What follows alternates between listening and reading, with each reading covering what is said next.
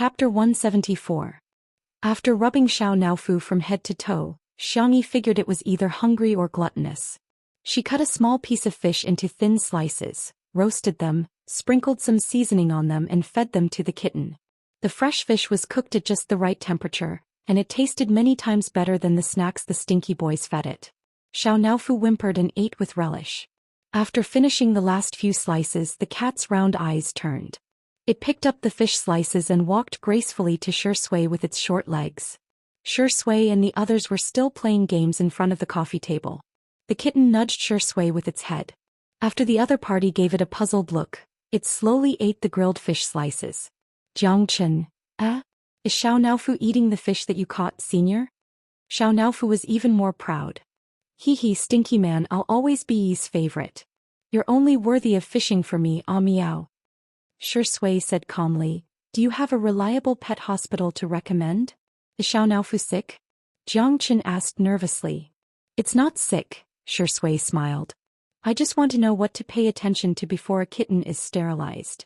Xiao Naofu, sigma degree, F asterisk CKU. Jiangchen. But Xiao Naofu doesn't even have a girlfriend yet.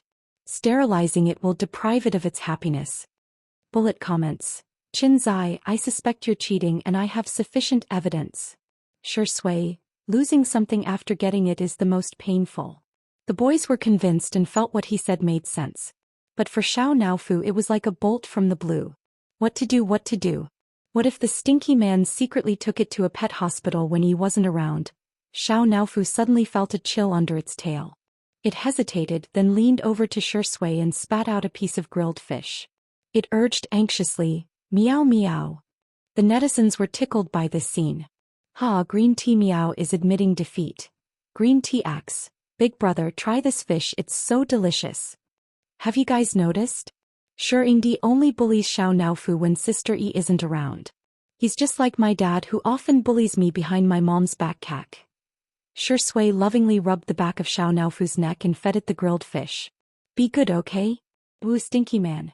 Xiao Naofu cried in its heart, and then tears flowed down from the corners of its mouth. It howled and bit into the grilled fish. How fragrant. The live stream in the afternoon went very smoothly and was very popular. Hashtag Hades' inspiration explosion hashtag Jiangchen's girl group dance hashtag Xianxia's women's wear hashtag, and other topics were all highly discussed. In the blink of an eye it was dinner time. Xiangyi wasn't sure when her brother would wake up, so she left some food for him and asked her brothers to bring the rest to the table. When she passed by her brother she helped him tuck in his blanket. In some people's eyes this scene was heartwarming and thoughtful, but in others' eyes, it was an unforgivable sin. There are actually people who don't think there's a problem. Have you all forgotten how disgusting this young actress was back then? Then let me remind everyone. Sneak into Xianxia's room. She's the kind of girl I hated the most when I was a student. She would go around calling everyone her brother. She's coquettish and pretends to be an innocent white lotus. Does she deserve to be called Big Brother Hades? Flirting with Hades while putting her own jacket on Xianxia. If this isn't two timing, what is? Chapter 175. Some netizens retorted. Hades also calls Xiangyi little sister. They might be siblings. A bunch of people immediately retorted. Haha, she said in an interview that she's an only child. Where did this brother come from? I now suspect that Smog isn't her biological brother either. He's just cooperating with her. How can there be so many coincidences in this world? Do you think reality is more exciting than TV dramas? The comment section was extremely noisy, and many people who didn't know what was going on were led astray. They either turned off the live stream or helplessly blocked the bullet screen. Why are there so many arguments every day? The staff immediately reported to Li Jianyu about the situation in the bullet screen. Li Jianyu frowned deeply. After all, there were so many netizens that it was normal for there to be haters. However, it was mealtime. After so many days of live streaming, the most attractive part of Two Under One Roof was the food that Xiangyi cooked. Hence, the comments during mealtime would be very harmonious. Today's large-scale argument. It was very abnormal. Li Jianyu suddenly thought of something and clicked on Qin Mian's WeChat Moments, the director of Heartbeat. He had posted a status update a few minutes ago. Qin Mian, Meow TV. Miao TV's new livestream variety show, Eating Well for All 3 Meals, has officially set sail. Thanks to Meijia Milk by Xianxia Laundry Solution and Great Sports, 2 A-list celebrities have appeared. Tomorrow at 9 a.m. we will unveil 2 mysterious guests. Li Jinyu gritted his teeth. He didn't expect Qin Mian to start another variety show after the incident where he cheated his fans of their money. The name and number of guests were obviously the same as 2 Under One Roof. Shameless. Li Jinyu gritted his teeth. He didn't expect to be so disgusted even after leaving Miao TV. The public relations department of Miao TV was extremely powerful, and the negative comments in the livestream were probably their doing. In order to promote their own variety show, they didn't hesitate to destroy their competitors. Such vicious competition was really despicable. At the dining table, no one knew about the bloody storm in the comments section. After the food was served, the boys ate very slowly. Xiangyi was puzzled. What's wrong? Is it not to your liking? Should I make something else for you? Considering that her younger brothers were growing but had to maintain their figures, she tried her best to make high-protein but low-calorie food. The most nutritious dish was a medicinal soup. It was meant to nourish the children's bodies, but it also removed the oil slick. Gazing at her, Jiang Qin said pitifully, "Sister, we won't be able to eat your cooking tomorrow." The atmosphere at the table instantly became gloomy. Not to mention eating big sister's food, they probably wouldn't even be able to eat their fill. Only then did the younger brothers realize what Senior sure meant by, losing something after obtaining it is the most painful. As expected of a senior. This was the truth of the world. How about this? What do you want to eat? You can send me a WeChat message and I'll get the driver to deliver it to you. Xiangyi was always more patient with her beautiful younger brothers. Really? Jiang Qin and the others' eyes lit up. Yes, I'll keep my word. As a result, the bullet screen in the livestream became even more ferocious. I'm afraid she's gone crazy thinking about men. She's casting a wide net, right? I suggest everyone report this show. The reason is that it is spreading bad information. What's with the program assembly? Hurry up and get rid of the Xiang actress. Don't let her ruin good men like Shi Yingdi and Hades' younger brothers. She should just die to atone for her sins. Chapter 176. Miao TV. In the conference room, Qin Mian propped his feet up on the long table and looked at the comments on his phone with a smirk. The fake reviewers are doing well this time. The head of the public relations department smiled and said, "Now, not only has the comments section of the livestream of 2 Under One Roof fallen, the posts we arranged on Weibo and forums have also been published. We can't beat them. Let's just compare how lousy they are." Anyway, Miao TV has never lost when it comes to lousy. Countless Weibo posts were posted and the negative public opinion was rampant. The livestream of 2 Under One Roof is too hostile. It's better to look forward to Eating Well for All 3 Meals, a real lifestyle and food variety show. Do you really believe that Shi Yingdi doesn't need to be popular? Wrong. Think about how many trending searches 2 Under One Roof has been on these days. Who would believe that it's not a publicity stunt? The female star Xiang has really brought too much hate to 2 Under One Roof. To be honest, she's almost considered a celebrity with a bad reputation. She openly flatters and seduces men. Choosing her to appear on this variety show is the production team's biggest mistake. Everyone had a herd mentality. Seeing the overwhelming negative comments about 2 Under One Roof, the netizens who hadn't watched it naturally didn't want to watch it anymore. Those who were watching it also felt that it was better to watch something else. After all, it was too annoying to watch it with the bullet screen. The number of real-time viewers in the live stream had obviously begun to drop. However, why are there still so many people watching? Qin Mian frowned.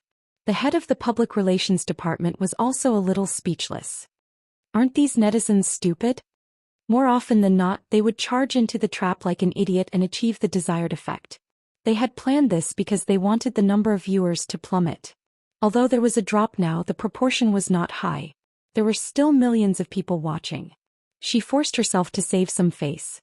Maybe it's because it's mealtime. You know that food bloggers are very clingy.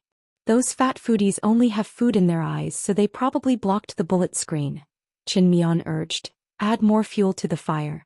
If it doesn't work, contact the hacker from last time and hack their live stream."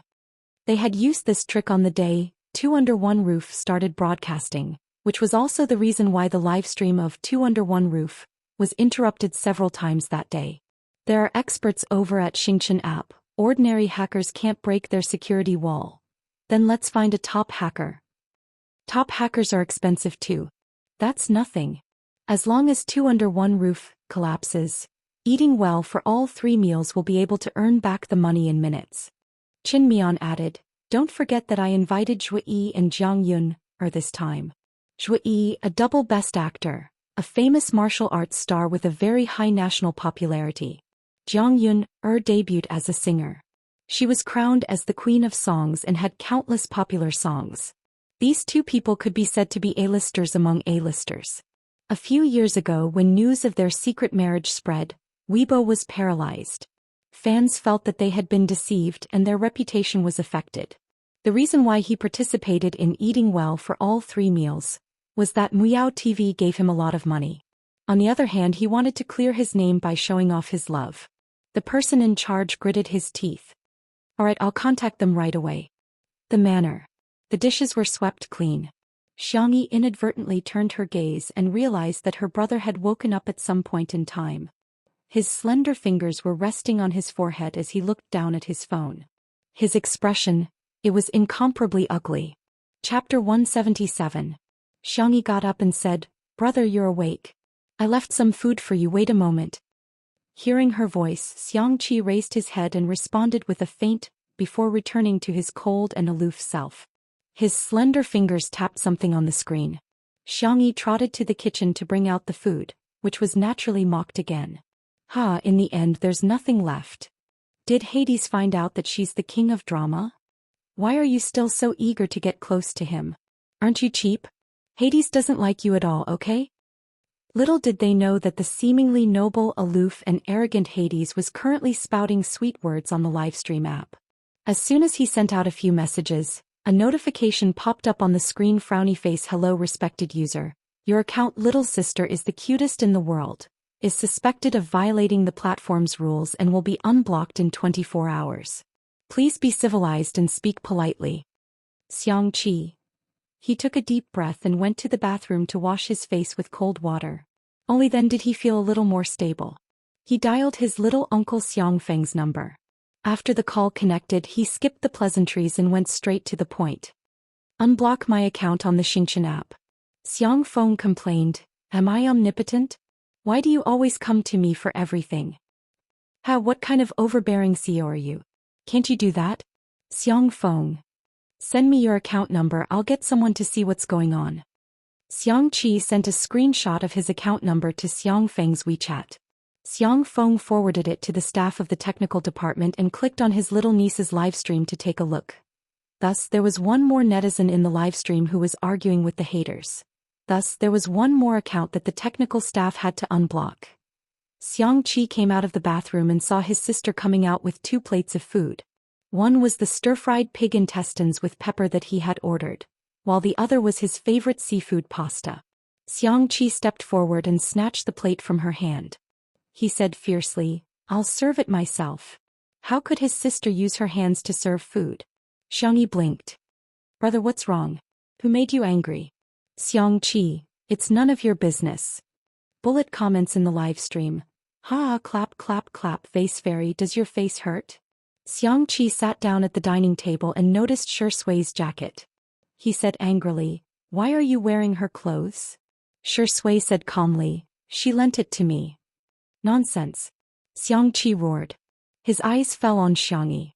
Did he steal your clothes? You're already so old, yet you still bully children.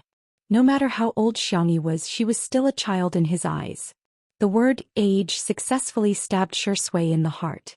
Slowly he began to roll up his shirt sleeves. Peacefully. Xianxi's mind was filled with the words, danger danger danger danger danger. He threw down his chopsticks and said ruthlessly, don't come any closer. If you come any closer I'll run away. Don't even think about touching a strand of my hair. Xiangyi, her brothers, Shui snorted in disdain. Xianxia trembled and tugged at Xiangyi's sleeves. He whispered, so what if he stole it? I'll make you a cuter jacket. Xiangyi felt helpless and amused. He didn't steal it. I lent it to him. Why are you still speaking up for him at this time? Xianxia said bitterly. Don't forget that you have your brother to protect you. I can't beat him in a fight, but I can climb trees better than him. Chapter 178. Fine. I'll do whatever Big Brother says. Xiangyi's eyes were gentle as she pushed the food towards Xianxia. Big Brother, eat it while it's hot. Xianxia tasted the stir-fried pig intestine with hot peppers. If the intestine wasn't handled well, the smell would be very strong. However, Xiangyi's stir-fried pig intestine not only didn't have any smell, but it was also very fragrant. During the stir-frying process, she added some bean paste, green peppers and onions, which made it especially chewy. While he was eating happily, he heard Xianxia say leisurely, "Do you know that there's a tool called a ladder in the world?" Xianxia was speechless. The pig intestine in his mouth instantly lost its fragrance. Big Brother, stop teasing him, Xianxia advised. Xianxia initially thought that Xianxia was calling him, but when he realized that she was calling Xianxia Big Brother, the man was shocked. He had used an apron and a hair tie in exchange for his sister calling him Big Brother. What right did this old man Xianxia have? What right did he have? Don't call him Big Brother. Xianxia was furious. Xianxia was startled. What's the matter? I don't care. Xianxia was extremely aggrieved. You can only call me Big Brother. In the live stream, there were already fake reviewers leading the discussion. Now many netizens were affected and began to follow the trend. No one will refute me if I say that Xianxia is a green tea, right? Her existence on this show is so King disgusting. I'm about to throw up my dinner from last night when she keeps calling him Big Brother. This is such a cheesy idol drama. Xianxia and Hades are really degrading themselves. What kind of woman can't outstanding men like them find? It's so degrading to be jealous of such a woman. Xianxia coaxed Xianxia for a long time before he finally calmed down. However, when she met Xianxia's innocent eyes, she inexplicably felt that she had let him down. The girl pondered for 2 seconds, picked up Xiao Naofu and whispered, "Xiao Naofu, can you do me a favor?" Meow. Help me coax Senior Shi, he doesn't seem too happy. Xiao Naofu? What did you say? You want me to coax that stinky man? Impossible. Absolutely impossible. Can you coax him like you did just now? Xianxia negotiated with it. I'll make you 3 days' worth of luxurious tiger rice. The kind that brain axe loves the most. Xiao Naofu, do you think you can move me like this? Absolutely not. 7 days. He couldn't take any more. Otherwise, I'll ask Jiang Qin and the others for help. Xiao Naofu panicked. Meow. It patted the girl's palm with its little paw, indicating that it was a deal. Xianxia hugged and kissed it with satisfaction. At this time, Xianxia was almost done with his meal. He took out his phone and saw that Xiang phone was very efficient. The ban on his account had been lifted. He opened the live stream to continue the battle, only to find that the comments were even more unsightly. Some people were even lecturing him. Hades, just play with Xianxia, don't take it to heart. A woman like her doesn't deserve your protection. It doesn't make sense at all. Bang. Xianxia slammed the table, clicked on the person's profile picture, and sent a private voice message. Are you teaching me how to do things? You don't have the right to criticize my sister. I'm protecting my sister. Do I need to explain to you? Huh. The netizens watching the live stream were dumbfounded, and the comment section was full of question marks. Sister? Xianxia glanced at the comments and said coldly, "That's right, I'm Xiangyi's brother." Xianxia, do you have a problem with that? Chapter 179. There was an uproar in the live stream. Are you kidding me? Hades is Xiangyi's brother? What the hell? There was Smog Xiangyu before and now there's another brother? Then why did Xiangyi say that she's an only child? I even went to watch the interview. She said it herself. Not only were the netizens watching the live stream, but the staff and guests were also dumbfounded. Xianxia simply interacted with the netizens. She's an only child, yes, but I'm her cousin.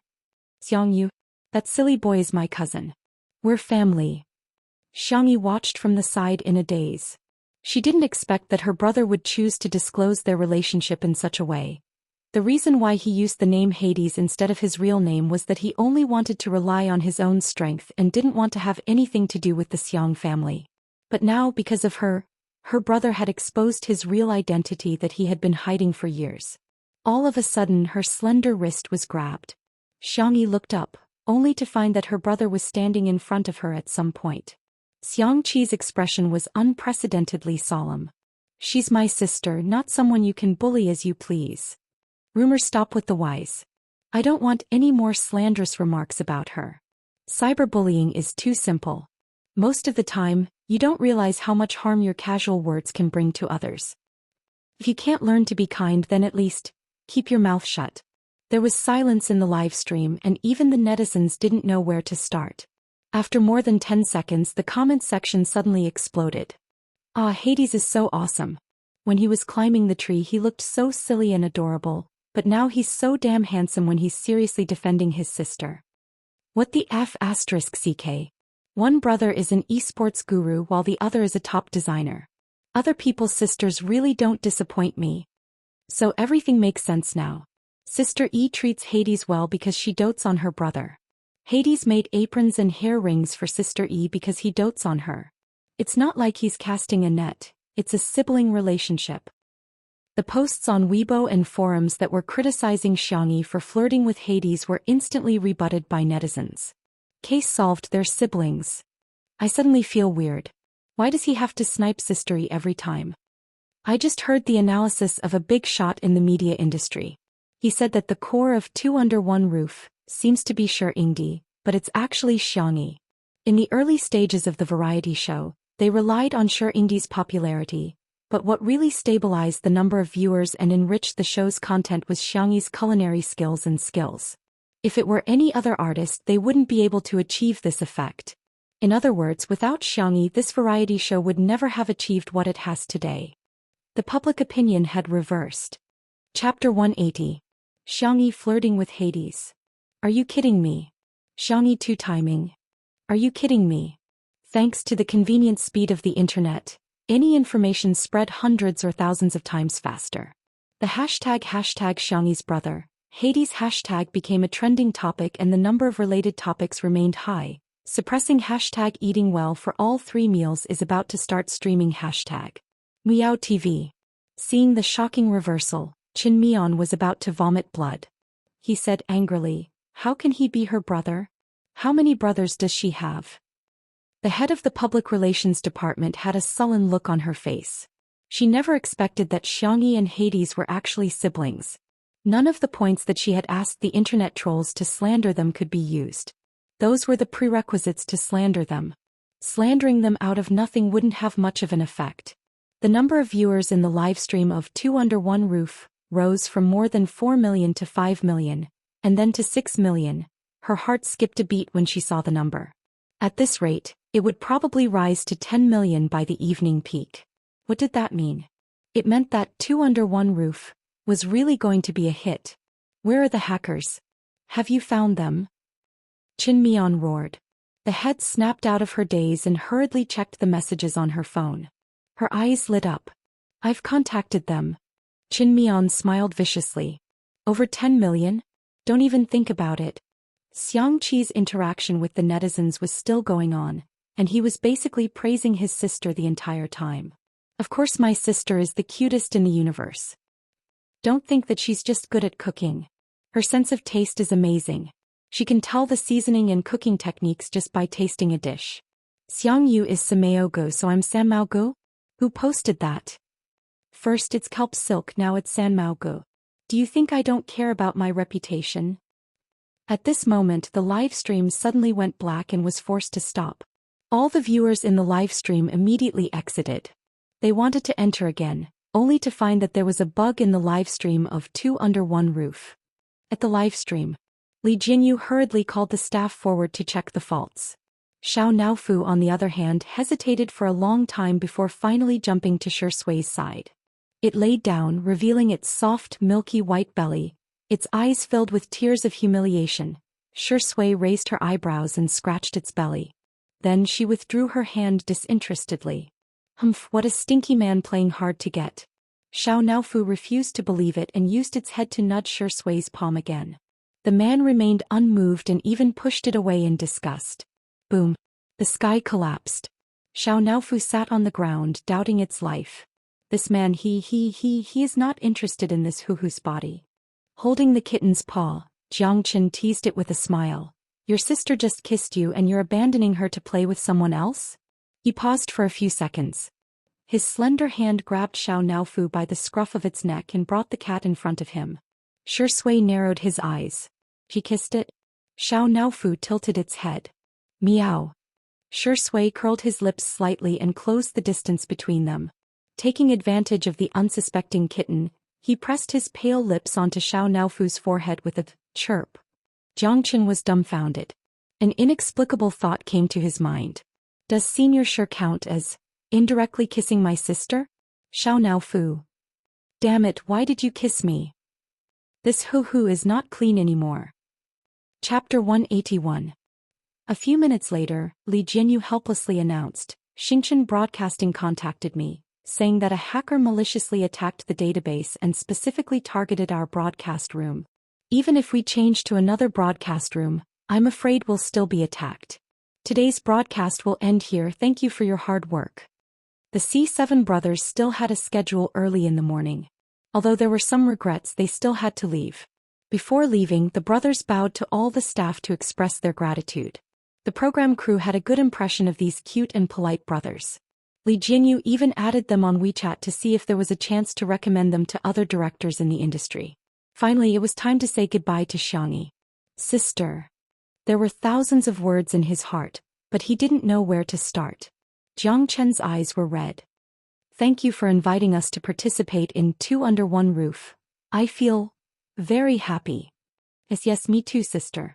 Thank you for the food, sister. It's been hard on you. I hope sister can be happy every day. Hey, sister, everything is good.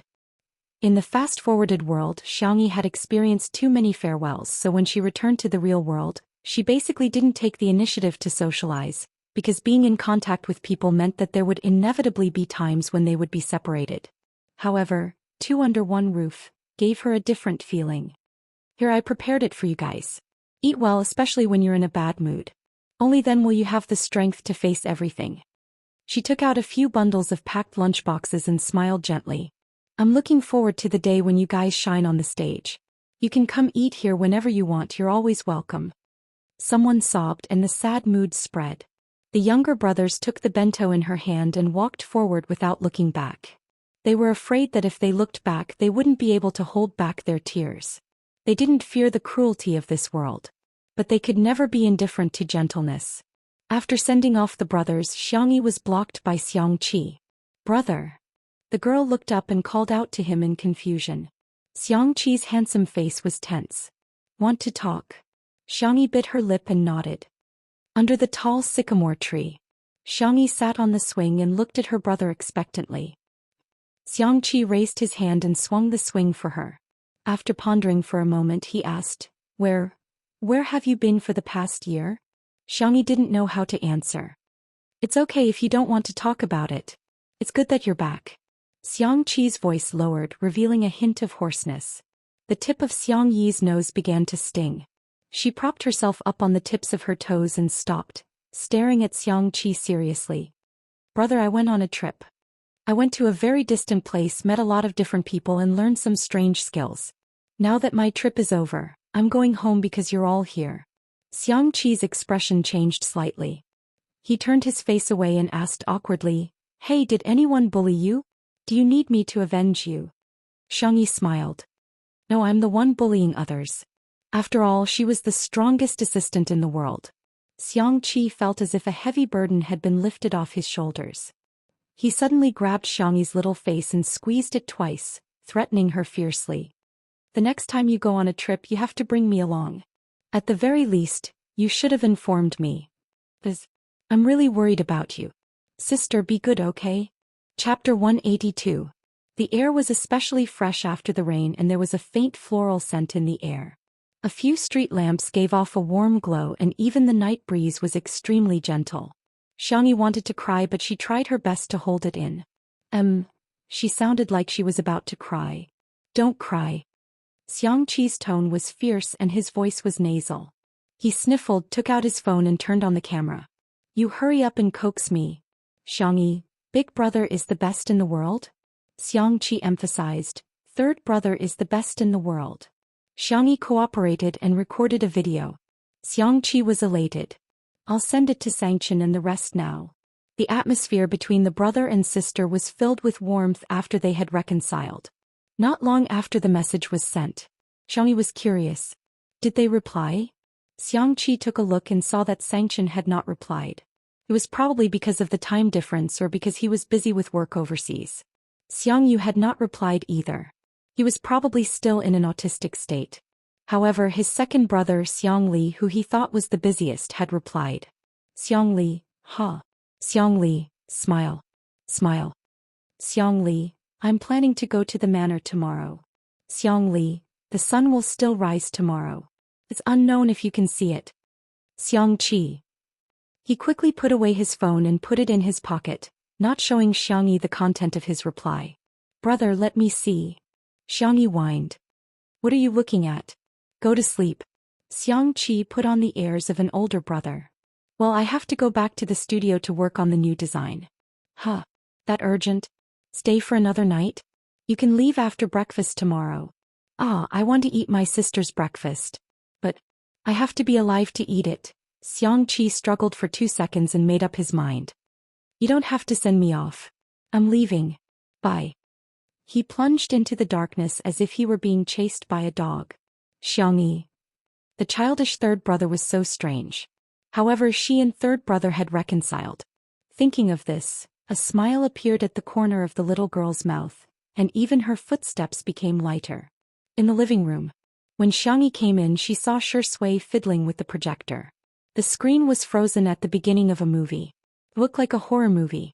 Only then did she remember that she had only used the projector a few times since she had bought it a long time ago. You want to watch a movie? Shui looked back and raised her eyebrows. Xiangqi doesn't allow you to call him brother, so you won't? The little girl wanted to change her words, but Shui said casually, it doesn't matter what you call me. Xiangyi, then, how about I call you by your name? Calling him senior was indeed too distant. She was afraid that Shui would mind if she called him Zai Zai. After thinking about it, it seemed that calling him by his name was the most appropriate. Shui's eyelids drooped lazily, and the light reflected on his face gently. In the midst of the light and shadow, he responded with an indiscernible Shui. The little girl's voice was gentle and soft. She had heard this name countless times, but it sounded different when she called it. For some reason it felt more intimate than when she called him brother. He looked at her from afar. His temperament and expression were as gentle and clear as ever, but there was a touch of affection between his thin eyebrows. Do you want to watch a movie together? He asked. Okay, I'll go get the popcorn. Xiangyi came out with the homemade milk-flavored popcorn. Shui poured 2 glasses of drinks and made goat milk for Xiao Naofu. Xiangyi's brain twitched and she blurted out, aren't we a bit like a family of 3 watching a parent-child movie together? The room went silent for a moment. Chapter 183. An invisible awkwardness pervaded the air. Xiangyi awkwardly corrected herself. I'm telling a joke, isn't it funny? Shui raised an eyebrow. A cold joke. Fresh out of the oven, should it be considered a hot joke? It sounded more like a cold joke. The girl simply used the wisdom that her brother had taught her. As long as I don't feel awkward, then it's others who feel awkward. She calmly sat down on the sofa and stuffed popcorn into her mouth. Let's start. Shui turned off the lights in the living room and pressed play with the remote control. The room darkened, accompanied by the gloomy scene and terrifying sound effects on the screen. Xiao Naofu desperately burrowed into Xiangyi's arms. Xiangyi raised her hand to hug it, and the little cat whined and rubbed against her collarbone. Suddenly there was the sound of a chainsaw drilling. Xiao Naofu was so scared that it wanted to bury its head in her chest, but a ruthless hand suddenly appeared behind its neck and lifted it into the air. Meow meow meow. Xiao Naofu kicked its little legs, so scared that its fur stood up. Shui calmly stuffed the little cat into her pajamas pocket. I'll take care of Xiao Naofu, you eat your popcorn first. Xiao Naofu was as timid as a dog. It buried its face in the pajamas pocket and didn't dare to move. Xiangyi, I want to tell a joke again, do you want to hear it? Shui, huh? Xiangyi, the scene just now was a bit like Mother of a child, I'll take care of Xiao Naofu, you eat your popcorn first. Darkness shrouded the man's eyebrows and he seemed to chuckle. His voice was low and magnetic, revealing a languid and seductive energy. When did our sister Yi learn to take advantage of others? Cough cough. Xiangyi choked on her popcorn. Fortunately, Shui handed her a glass of honey lemonade in time. She drank 2 mouthfuls to moisten her throat and pretended to be calm. If you really want to take advantage of others, I'll call you Zai Zai and let you and Xiao Naofu call each other brothers. Xiao Naofu, meow. This dog of a man doesn't deserve to be called brother of this hoo-hoo. Shui raised her eyebrows. In that case, it's not unfair for me to call you the mother of my child, right? But I was just spouting nonsense. You don't have to beat around the bush. Shui crossed his long legs and leaned against the sofa leisurely. If you want to take advantage of me, I'll let you take advantage of me. Xiangyi. Why did he feel like he was being teased? The girl took a deep breath. It was probably because she was too excited about reconciling with her brother that she was talking nonsense. Xiangyi stiffly changed the topic. Where is the plot now? Where's the ballet dancer? She had asked casually, thinking that Shui would answer her quickly. She did not expect him to be silent for more than 10 seconds before he said uncertainly, "Did you get your lunchbox?" The next second the camera panned to the ballerina. Shui, with her by his side, it became extremely difficult to focus on watching the movie. Fortunately, the girl was engrossed in the movie and did not care about his answer at all. As she ate, she became sleepy and her head nodded. It looked like she was about to fall to the other side of the sofa. Shui quietly put his hand on the back of the girl's neck and gently moved her to his shoulder.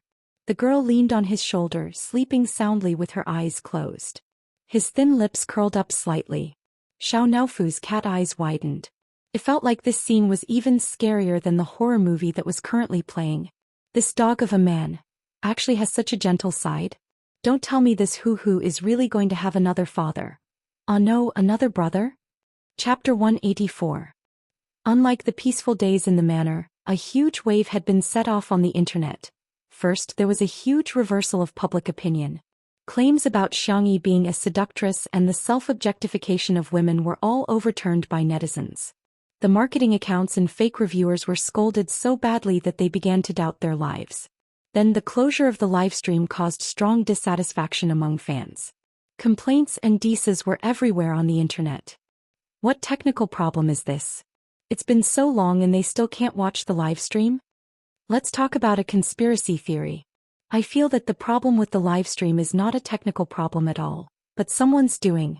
Think about it, the livestream of Two Under One Roof was also shut down several times on the first day, right?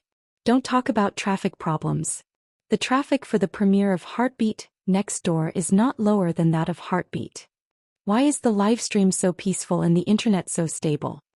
Hee, it's obvious that Muyao TV is familiar with this operation. What kind of tricks have they not used before? Slandering, exposing black material, creating hype and hiring fake reviewers. 2 years ago they plagiarized a small web show and refused to admit it. The director posted on Weibo asking for help from netizens, but in the blink of an eye his leg was broken. Damn. I was wondering why there were so many posts defaming Xiangyi. I thought that this girl's business skills were a little bad in the past, but it wasn't to the point of being despised by everyone. It turns out that someone deliberately did this. These comments caused a huge uproar. Some fans even went to Muyao TV's official Weibo account and left comments asking for an explanation. The operations department of the official Weibo account approached the public relations department, and after some discussion they decided to delete the comments. Block users. Remove the trending searches on Weibo. The public relations department had long been used to such operations. The emotions of netizens came and went quickly. How long could the love last? How long could the hate last? As long as they refused to admit it and refused to respond, the netizens would have no evidence and no patience. What could they do to them? However, to everyone's surprise, the official Weibo account's high and mighty attitude of not taking the netizens seriously had successfully angered a large group of people. No way, right? I'm anxious. Delete the post? Can you delete it all? If you don't want people to know, don't do it in the first place. I'm dying of laughter. If you're not guilty, then what is? The love and hate on the internet might not last long. But anger does. It is better to divert than to block and divert than to lead. Blocking it and suppressing it would result in a backlash. Miao Satellite TV's official Weibo was flooded with comments. Some people even found out that Qin Mian was the director of Eating Well for All 3 Meals, which would be broadcasted tomorrow. The netizens found a place to vent their emotions. Qin Mian's personal Weibo and the official Weibo of Eating Well for All 3 Meals instantly fell. At the drinking party, Qin Mian enjoyed everyone's toasts proudly. During this time, some people glanced at their phones and began to whisper to the people around them. Within a few minutes, everyone was looking at him strangely. Why aren't you drinking anymore? Are you looking down on me? Qin Mian was shouting drunkenly when his phone suddenly rang. It was obviously the name of his direct superior. The call was connected and the boss said concisely, Xiaochen, the project Eating Well for 3 Meals has been assigned to someone else. You should rest well for a while. Qin Mian instantly sobered up. His face was as pale as a ghost. Leader, you can't give up on me like this. The phone was hung up coldly. He wailed, no. Chapter 185. At the same time. At a research institute. On the outdoor balcony, sparks of light flickered. Ah, brotherly, I finally succeeded. My experiment has perfectly extracted the G3 enzyme. The chubby boy saw Xiang Li and rushed over excitedly, wanting to give him a big hug. Xiang Li's indifferent movement was comparable to a flash in a game, causing the little fatty to pounce on empty air. The tall man with long legs leaned against the railing, a cigarette in his mouth, looking indifferent and distant. Congratulations. What's wrong with a hug? The chubby boy mumbled. Isn't everyone saying that you don't like girls? Xiang Li lifted his thin single eyelids, revealing a faint red mole under his eyelid. Assuming that I like boys, what does that have to do with liking you? Do you think I don't care about looks or IQ? The chubby boy was speechless. Thank you, I'm hurt. Brotherly, I heard that you took a leave of absence tomorrow. Are you going home to visit your family? There were many research maniacs in the research institute, and they might not contact the outside world for months when they were busy with a project. Xiang Li was the most exaggerated. In the past year he had barely left the research institute. Yeah. At the mention of family, Xiang Li obviously relaxed a lot. The corners of his mouth curled up slightly, and he smiled a little mischievously. I'm going home to bully little bunnies. The chubby boy was speechless. What kind of bad taste is this? The next day, Xiangyi slept very soundly. When she woke up, she looked at the alarm clock beside her bed. It was 6:53 a.m. While washing up, the girl suddenly realized something. Wait, wasn't she watching a movie last night? Why was she in her own bed when she woke up? She spat out the mouthwash and sighed. After transmigrating back, her vigilance was getting lower and lower. Meow. Xiao Naofu, who was lying on the pillow next to her, opened its eyes and looked at her, humming in a childish voice. Like to sleep on pillows instead of a cat bed. Xiangyi couldn't do anything about it, so she could only pamper it. Sleep a little longer, I'll make you some chicken and pumpkin rice later. Xiangyi kissed its forehead out of habit, but Xiao Naofu stiffened. Yesterday that stinky man had also kissed her here. It couldn't even lick its fur. How infuriating. The little kitten rubbed Xiangyi's lips with its paw and meowed miserably. Stupid woman, you're the same as this hoo-hoo. You're not clean anymore. After the morning exercise, Xiangyi made breakfast for the staff. The doorbell rang and she got up to open the door. The morning fog had yet to disperse, and the surroundings were filled with moist and hazy water vapor. Little Rabbit Farm's Wang Xunli smiled at Xiangyi and said, Miss Xiangyi, I'm here to deliver some food to you. After knowing that Xiangyi was streaming, he would come over personally to deliver the ingredients every day. He would choose the best and freshest ingredients from Little Rabbit Farm. Thank you, Uncle Wang. Thank you for your hard work. Xiangyi took the basket from his hand and said, Stay for breakfast.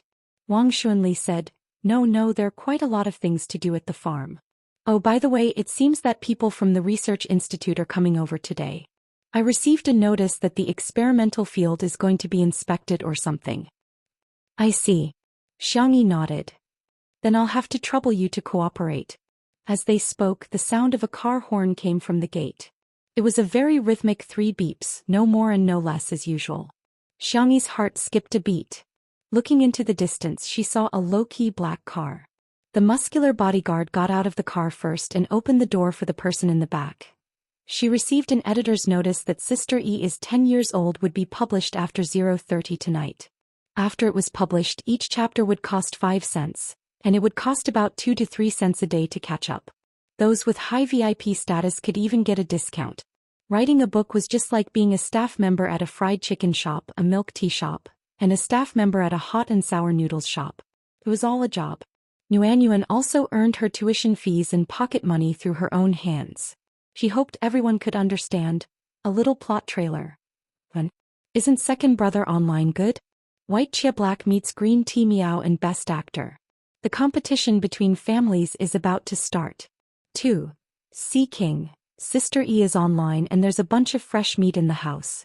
Sure, Ingdi's status is in danger. I'm the male lead. 3. A large-scale face-slapping scene. When it comes to face-slapping, our Sister E will definitely not lose. 4. Throwing sugar at an untimely time. Today we're all experts. 5. Second brother is here. Can the stubborn big brother be far behind? 6. Sister E drops her disguise and reveals her identity. She's really a Mr. Perfect big brother. Here's the main point, there are more than 20 chapters. *degree****. OA Books' first subscription is quite important. If possible, I hope our Sister E can have a full subscription. Full. Heart to all the lovely you who accompanied me here. Chapter 186. The sunlight pierced through the clouds and the mist, landing on the man's body. He wore a clean white cotton shirt paired with black trousers. The top 2 buttons of his shirt were unbuttoned, revealing a clean protruding Adam's apple. He pushed his glasses up with his fingers. The skin of his wrist was so fair that it was almost transparent. The light blue veins were faintly discernible. He was thin but not frail. A pair of silver-rimmed glasses rested on his high nose bridge. He exuded a gentle and proper aura. The bodyguard opened the black wrought iron gate for him. The man walked slowly into the manor. Xianxia took a few steps forward and stopped, hesitating. It was her second brother. Xiangli. His hand, was it all right? The man had long legs and big strides. In the blink of an eye he was in front of Xianxia. But his gaze went past Xianxia and landed on Wang Xunli. Are you the person in charge of Little Rabbit Farm? Yes, it's me. You're from the Research Institute? Xiangli nodded, his posture elegant and clear, like a gentle young master from an ancient scholarly family. Xiangyi's face turned pale and she gripped the corner of her clothes tightly. Her brother treated her like air. It turned out that what was worse than indifference was disregard. Wang Xunli said politely, I'm a bore. I don't know how to say nice things. Thank you for your hard work. Have you had breakfast? Our Miss Yi's cooking is superb. Uncle Wang, take him to Little Rabbit Farm to eat. Xiangyi interrupted Uncle Wang and glanced at Xiang Li's right hand.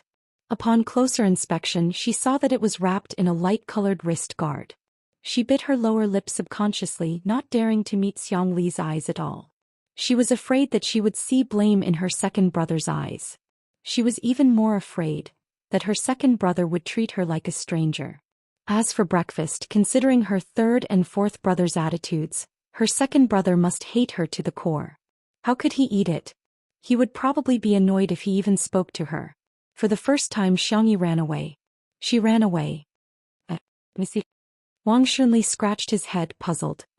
What's wrong with Missy?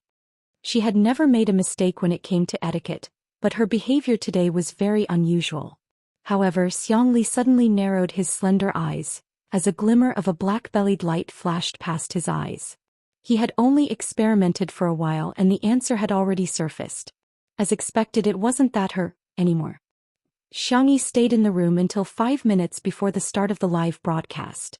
Hearing the noise, Shui turned her head and fixed her gaze on the little girl. Although she was wearing light makeup, he could tell that Xiangyi was trying to hide something. It was a morning that could not be concealed. You don't have a fever today, do you? Shui asked. Xiangyi answered absent-mindedly. Out of the corner of her eye, she caught a glimpse of Li Jinyu and Xiangli chatting about something and dancing with joy. Her eyes widened. Sister E, come, let me introduce you to a big shot. Li Jinyu waved at her. He helped us a lot. Xiangyi's expression stiffened and she did not dare to approach at all. Suddenly, Shui's gentle voice sounded in her ear. Together? Xiangyi thanked him softly and gratefully. Thank you, Shui ruffled her hair. Not far away, Xiang Li's eyes suddenly flashed under his silver-rimmed glasses. Li Jinyu was as happy as a fool. This is Dr. Xiang, a big scientific researcher who came to Little Rabbit Farm for a business trip. He heard about the attack on our live broadcast and helped us write a security wall program. Scientists these days are really too helpful. Alright, both of you have the same surname, it's really fate. Your ancestors might be from the same family. Chapter 187. Xiangyi's cherry lips parted. She didn't reply. Xiang Li looked at her with a half-smile and reached out his clean and slender hand. Hello. For a moment, Xiangyi thought that her brother had forgiven her. But, how was that possible? Second brother's hand was crippled. Xiangyi couldn't help but feel angry when she recalled the information she had received from the investigation. A year ago, the person who possessed her body invited second brother to go rock climbing. She wasn't a professional at all, but she refused to wear any protective gear and insisted on climbing on her own. As a result, she almost fell off the rock wall. It was second brother who saved her. However, in order to save her, he cut his right wrist. The wound went deep into his bone and pressed on his nerves. Although it didn't affect his normal life, he could no longer perform those extremely sophisticated experiments. After the incident, Xiangyi even tried to shirk responsibility and lied that Xiang Li had accidentally injured himself and had nothing to do with her. She had completely broken second brother's heart. The Xiang family didn't believe her one-sided story. They went to check the surveillance footage and found out the truth. They gave her one last chance to confess, but she still lied. After this incident, everyone in the Xiang family was utterly disappointed in her. That was why they didn't care about her after she entered the entertainment industry. Xiangyi subconsciously rubbed her hand on her skirt before shaking Xiang Li's hand. Her voice trembled as she said, "Oh." Xiang Li let go of her hand after shaking it for a moment. He restrained himself and didn't seem to have any problems. However, he frowned slightly. Why is my sister's hand so cold? Because of his frown, Xiangyi felt like her heart had been pricked by a needle. She lowered her eyes, her long eyelashes casting a faint shadow on her milky white face. So he still hates me, Li Jinyu was still blabbering heartlessly. Dr. Xiang even agreed to be our guest this episode to spread the knowledge of scientific farming. He suddenly felt that his variety show had become much more sophisticated.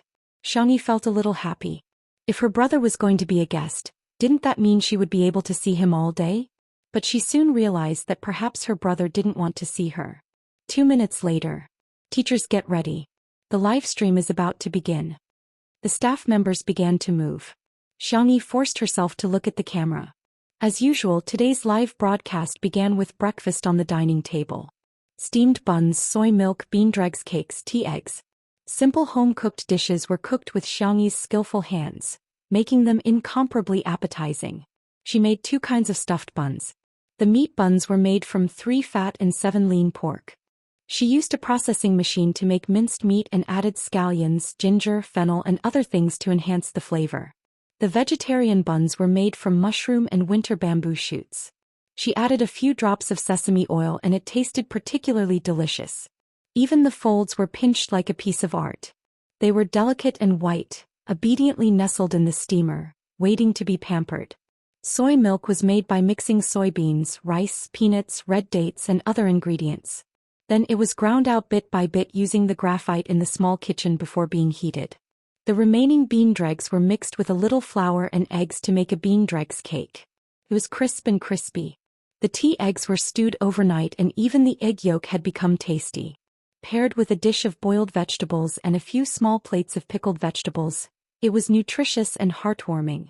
Through the livestream camera it was transmitted to every viewer's screen. "Aw, I'm hit by the delicious food again. I'm crying, I've already had breakfast. I'm hungry again. Clever and defty. The most beautiful master chef-y. I support 2 under 1 roof. I support Shui. I support sistery." With the support of public opinion last night, the atmosphere in the livestream was harmonious and beautiful. Chapter 188.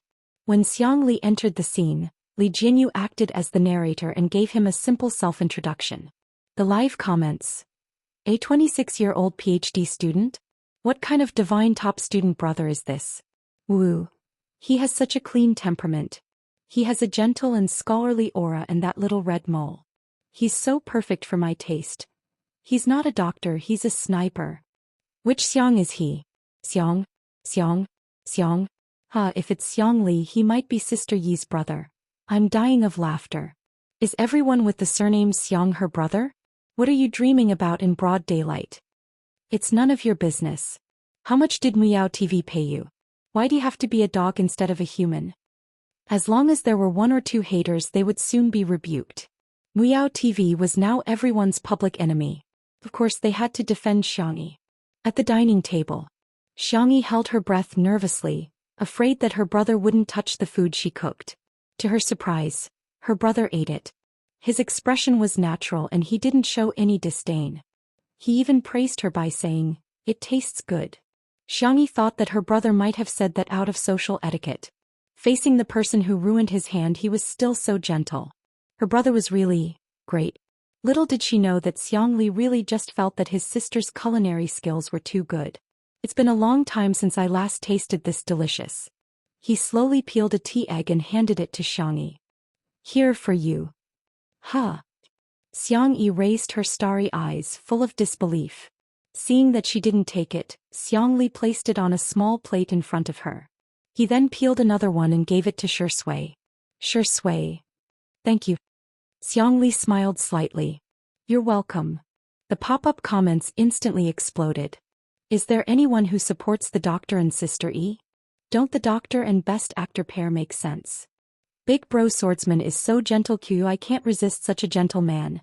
Xiangyi's eyes were filled with surprise. She carefully ate the tea egg, thinking that it was really delicious when peeled by her brother. Even though she knew that her brother was very good at taking care of people, the little girl couldn't help but smile. At this moment, someone suddenly commented in the live stream.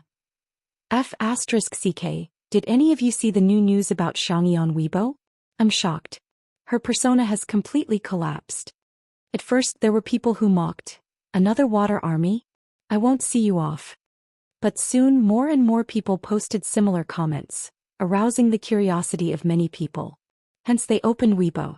The so-called melon was a long Weibo post posted by a blogger named Noob Baldy PhD. Noob Baldy PhD. Old fans who follow me should know that I'm a die-hard fan of Dr. X. As a top expert in biomedicine, he has been involved in many fields, especially in the field of medicine. He's a god among gods. However, he withdrew from the most cutting-edge experimental research a year ago and chose to take the theoretical route instead. I couldn't figure it out no matter how hard I thought about it. It wasn't until recently that I learned that Dr. X was forced to stop his research because his right hand was injured and his nerves were damaged. What shocked me even more was that his hand wasn't injured by accident. It was caused by Xiangyi V. I have the video as evidence. A bright star in the scientific research field has fallen, and a so-called star in the entertainment industry has become extremely popular. It's really magical realism. Plus, how unfortunate. How ironic. Chapter 189. The blogger was usually humorous and witty, and he even had a private message account. He would often post posts about the campus life of some fans, such as weird teachers and weird classmates. He had quite a lot of fans. Hence, when this Weibo post was posted, it immediately became popular. The fans of Two Under One Roof, and Xiangyi's fans who rushed over after hearing the news didn't believe it at first. But after watching the video, they all fell silent. The video was taken at an outdoor rock climbing base. It was obvious that Xiangyi wasn't wearing any protective gear and was recklessly climbing with her bare hands. However, she didn't climb very high before she ran out of strength. Just as she was about to fall, Xiang Li quickly climbed up to save her. However, she didn't know if she was scared or nervous, but after she steadied herself, she bumped into Xiang Li. Xiang Li also injured his hand as blood slid down his almost transparent fingertips. It was a ghastly sight. But not only did she not show any concern for Xiang Li, she even complained that her hand was scratched and cried for the emergency doctor to treat her first. Even if Xiang Li was just an ordinary person, the netizens who saw this scene were furious to the extreme, let alone the fact that he was a top medical doctor. I thought Xiangyi was being defamed by Miao TV, but it turns out she has a bad character to begin with. Vomit. She bumped into him on purpose, right? Dr. X is a national treasure in scientific research. What is she up to? Is she a spy sent by a foreign country? She cried and asked the doctor to treat her first. I'm so disgusted. How can a person be so selfish? I'm going to save my breath. I just want to ask Xianxia, why are you still pretending to be a gentle and intellectual girl?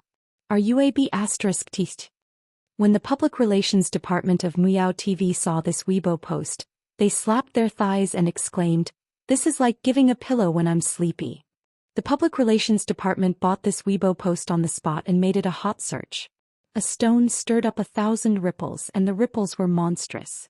The video was equivalent to concrete evidence. The fans were all dumbfounded.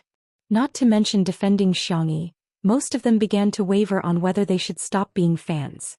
20 minutes later, the noob PhD posted a screenshot of the livestream of Two Under One Roof, and wrote a line from Tagore's famous poem, "The world kissed me with pain and I will repay it with a song." The picture was of Xianxia peeling an egg for Xianxia and handing it to her with a smile. This picture successfully caused the netizens' anger to reach its peak. So Xianxia is Dr. X. Oh my god, how can he still smile at his enemy? Doctor, you have a great and compassionate heart. But she doesn't deserve to eat at the same table as you. Kneeling down isn't enough to make up for it. How can she still have the nerve to pretend that nothing happened? A person who can repay kindness with ingratitude to her savior. A person who is so thick-skinned yet still wants to market herself as a victim. With all due respect, she's trash. Absolute trash. In reality, in a certain high-end apartment, Qin Wanyan scrolled through her phone with a smirk. Thinking of how Xianxia had dared to suppress her on the red carpet last time, Qin Wanyan's eyes flashed with ruthlessness. That stupid woman has left so many things in my hands. She sneered. You want to be famous? Dream on. You only deserve to be stepped on by me. She clicked on the chat box with Yan Nai and pretended to type. Anai, I didn't expect Xianxia to do such a thing. I don't think I know her anymore. Ding dong. It was Yan Nai's reply, which was incomparably firm. Frowny face. I believe her. Chapter 190. Qin Wanyan was speechless. If director Yan hadn't been preparing for a big movie, she wouldn't have bothered to maintain her relationship with Yan Nai. Before, Yan Nai would listen to anything she said. But didn't he just go to the manor to record a show for a day? Why did his attitude towards Xianxia change completely? Qin Wanyan clenched her teeth and typed, but there's video evidence. Yan Nai, yeah. Qin Wanyan. And there's a technical analysis from the netizens. The video is real and hasn't been edited. She had saved the video immediately after the incident. Qin Wanyan knew better than anyone the authenticity of the video. Yan Nai, oh. Qin Wanyan. I've already said this much, why is this idiot still so stubborn? Qin Wanyan was conflicted for a long time. She wanted to say something more, but her phone vibrated. It was a WeChat message from Yan Nai. Yan Nai. I believe in my eyes and I believe in Sister Xianxi's character. Even if she really did something wrong, others can criticize and condemn her. But as Sister Xianxi's friend, we shouldn't talk about her behind her back. Sister Wanyan, this is the last time I'm calling you Sister Wanyan. I'm just someone who doesn't care about reason. You can scold me if you want. But I know that if you did something wrong, Sister Xianxia would never come to me and say bad things about you like you are doing now. Qin Wanyan was dumbfounded. How could this be? Yan Nai would rather speak for Xianxia, the perpetrator, than stand on her side. At the manor, the scheduled guests arrived a little late due to a delayed flight. Today's invited guest was also related to Shi Sui. He personally went to the entrance to greet her. Li Jinyu motioned for Xianxi's cameraman to leave. He walked to Xianxi's side and motioned for her to turn off the microphone. Sister E, is Dr. Xiang's hand injury really related to you? Li Jinyu couldn't bring himself to say it. He stole a glance at Xiangli. The young doctor was flipping through a book on the open bookshelf. His head was lowered and he looked serious and focused. The girl was silent for 2 seconds before she nodded. Although the soul wasn't hers, there was no way to explain it. Li Jinyu was extremely shocked. After a while, he sighed and patted Xiangxi's shoulder. I'm a few years older than you, so I should be qualified to nag at you. Sister E, I think Dr. Xiang doesn't seem to want to argue with you, but, did you properly apologize? Xiangxi smiled bitterly. I haven't seen him in a long time. Li Jianyu said solemnly. If you did something wrong, the least you should do is apologize. Thank you. I will apologize and make up for it. It's good that you can think that way. Li Jianyu heaved a sigh of relief. You're a good kid who knows how to correct your mistakes. At this moment, Shui came to pick up the guests. Before entering the door, they heard a burst of clear laughter. Oh, this place is really nice. The birds are singing and the flowers are fragrant. The air is good. Old Xing, I told you I was right. Old Xing said helplessly, Madam, slow down. You walk slowly. I'm going to the kitchen to see if there are any leftovers from little Xianxia. A middle-aged woman took the lead and stepped into the living room. She was born with a pair of smiling eyes. When she saw Xianxia, she greeted her warmly. Oh, little Xianxia. Xianxia rubbed her eyes in disbelief. It was actually her childhood goddess Xianxia. Hello, Teacher Yin. She greeted politely. Suddenly, she saw Xianxia waving at Shui. Son, help Mom see if there's any leftovers. Chapter 191. Xianxia had heard that Mother Shi had been recuperating overseas due to health reasons. She had never seen her before, so she was stunned. Is Shui's mother? That can't be right? Shui said helplessly. Mama Yin, are you here to record a show or to eat? Xianxia said indignantly. Of course I'm here for the food. Shui asked. Can you pay for the food? The interaction between the two made many netizens laugh, and for a moment the comments in the livestream finally returned to normal. Wow. So this episode is Mama Yin. I cry every time I watch Writing a Letter to You So Far Away. Ms. Yin is indeed an experienced actress. Her acting skills are way better than the young actors nowadays. What the hell? Shui's biological mother is here? Is it that exciting? Haha, let me explain. Mama Yin and Shui have worked together in a movie before. They acted as mother and son and it was very touching. If you're interested, go watch it. Xianxia? She's just an auntie who got remarried. What's there to see? Can't the production team invite some guests I know? Knows. I'm slowly typing a question mark. When Ms. Yin was young, she not only won the Best Actress Award in the country, but also won the Best Actress Award at the International Film Awards. Her professional skills are top-notch and her looks and figure are still on point. What era is it now? She's still using her second marriage to attack women? Seeing the interaction between the two, Xianxia came to a realization. They probably just worked together before. The young girl silently brought breakfast over. Xianxia happily dragged her husband to eat. She tried a vegetarian bun first and was instantly amazed. Little Xianxia, your cooking is superb. Xianxia was especially good at praising others. This bun should only exist in heaven. It's rare to see it on earth. It's so delicious, I'm not going to leave. Xianxia's husband Guang was a famous calligrapher. He had an elegant and refined personality, and there was a sense of calmness in his body. However, after tasting the steamed buns and bean dregs, he also nodded and praised, "These home-cooked dishes have the taste of delicacies." Xianxia replied with a smile, "Teachers, you flatter me." After breakfast, Shui took Xianxia to visit the garden. Guang was a scholar, so he habitually looked at the bookshelves. Coincidentally, Xiangli was holding an ancient book. The two of them had similar interests, so they chatted for a while. Xianxia went to the kitchen to make chicken and pumpkin rice for Xiao Naofu. The image of her all alone was particularly tragic in the live broadcast room. The netizens on Weibo were full of confidence and they didn't hold back when they attacked. Seeing that B** Xiang being isolated, I'm relieved. So satisfying. Don't say that she's pitiful. She deserves it. That B** Xiang's only worth is cooking. The production team shouldn't give her any more screen time. Just let her be a maid and do odd jobs. Bad comments flooded in like a tide, covering the sky and earth. In a trance, Li Jinyu felt as if he had returned to the first day of the livestream. At that time, Xianxia had also been criticized by the entire internet. She had finally managed to turn things around, only to be beaten back into the mud. He had a headache. Even if he was biased towards Xianxia from a personal perspective, he could only temporarily reduce her screen time and presence. The netizens who had discovered this became even more derisive. Seems like the production team has given up on her. Why aren't the fans of the actress Xiang dancing? And the fans of the untimely CP, why are they so quiet today? Can I ask if she's guilty of intentional injury? If she has violated the law, she should be punished by the law. Chapter 192. In the past year, Xianxia had really left a bad impression on the public. Everyone had already formed an inherent impression of her. Xianxia's name had long been equated with words such as vase, crybaby, and incompetent. Over the past few days, Xianxia had indeed gained a group of fans through the red carpet shows of Two Under One Roof and Tomato Entertainment. However, in the face of conclusive evidence, the loyal fans and fans of the CP felt helpless.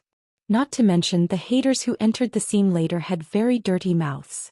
At the same time, Eating Well for All 3 Meals was finally able to start broadcasting on time after experiencing the storm of a last-minute change in leadership. In the conference room of Muyao TV, it was rare for the executives to gather. Heartbeat started high and ended low. Even though several guests had their own traffic, it was still difficult to reverse the trend. The conversion rate for new viewers was very low. Hence, Muyao TV was now betting on Eating Well for All 3 Meals. Hello everyone, I'm Zhou Xian. Zhou Xian was over 40 years old, but his body was not fat at all. His muscles were taut and it was obvious that he worked out regularly. With his wheat-colored skin and handsome facial features, when he smiled he instantly pulled people back to the most glorious era of martial arts films. Hello, I'm Jiang Yun. Snuggling up to him intimately was his wife, Jiang Yun. Her voice was unique, clear and very story-like. It immediately reminded people of her most popular songs from back then. Zhou Xian raised his hand and brushed away the leaves in her hair. The couple looked at each other and Zhou Xian smiled in a simple and honest manner. Jiang Yun's eyes curved into crescents as well. The pop-up comments started flooding in. These two are my youth. This couple has taken good care of themselves. It's not an exaggeration to say that they look 10 to 20 years younger than ordinary people of the same age. Who would have thought that the iron-blooded tough man of the past would now be so silly? Goddess Jiang is even more beautiful than she was back then. She's clearly a woman nourished by love. The memory slaying had worked. Looking at the more than 4 million viewers in the upper right corner, the executives were extremely excited. It's 9 o'clock in the morning. It's not even the peak of traffic yet there's such a figure. It's a success. I made the right bet. Someone suddenly asked, what about Two Under One Roof? The two programs had the same positioning and were both broadcasted all day during the weekend. Naturally, the data had to be compared. The staff immediately pulled up the data of Two Under One Roof, and the scene suddenly fell into a dead silence. It was also 9 o'clock in the morning, but the number of viewers for Two Under One Roof was as high as 6 million. The number of viewers was even higher than last night's peak. It was almost comparable to the amount of attention on the day of the premiere. Generally, variety shows were the most popular in the first episode and would slowly decline after that. This was also reflected in Heartbeat. But why was the data of Two Under One Roof so unscientific? And it was getting higher and higher. We've done some analysis on Two Under One Roof. The marketing manager was experienced and went straight to the point. First of all, last night's public opinion brought Two Under One Roof great popularity. Secondly, the injury incident that broke out today. While the netizens were angry, they were also curious about the show. Finally, now that the perpetrator and the victim are on the same show, this natural sense of anticipation is even more attractive than a carefully written script. I'm looking forward to the next development. You can think of it as a TV series. Now that it has reached its climax, it suddenly stopped. Who wouldn't want to continue watching it? Chapter 193. Everyone understood the logic, but they found it hard to accept the reality. The executives patiently watched for half an hour. Zhou Xian and Jiang Yun performed well and had high popularity, so the number of viewers remained stable. However, what Muyao TV wanted wasn't stability. It was popularity. Compared to Two Under One Roof, the numbers were still barely satisfactory.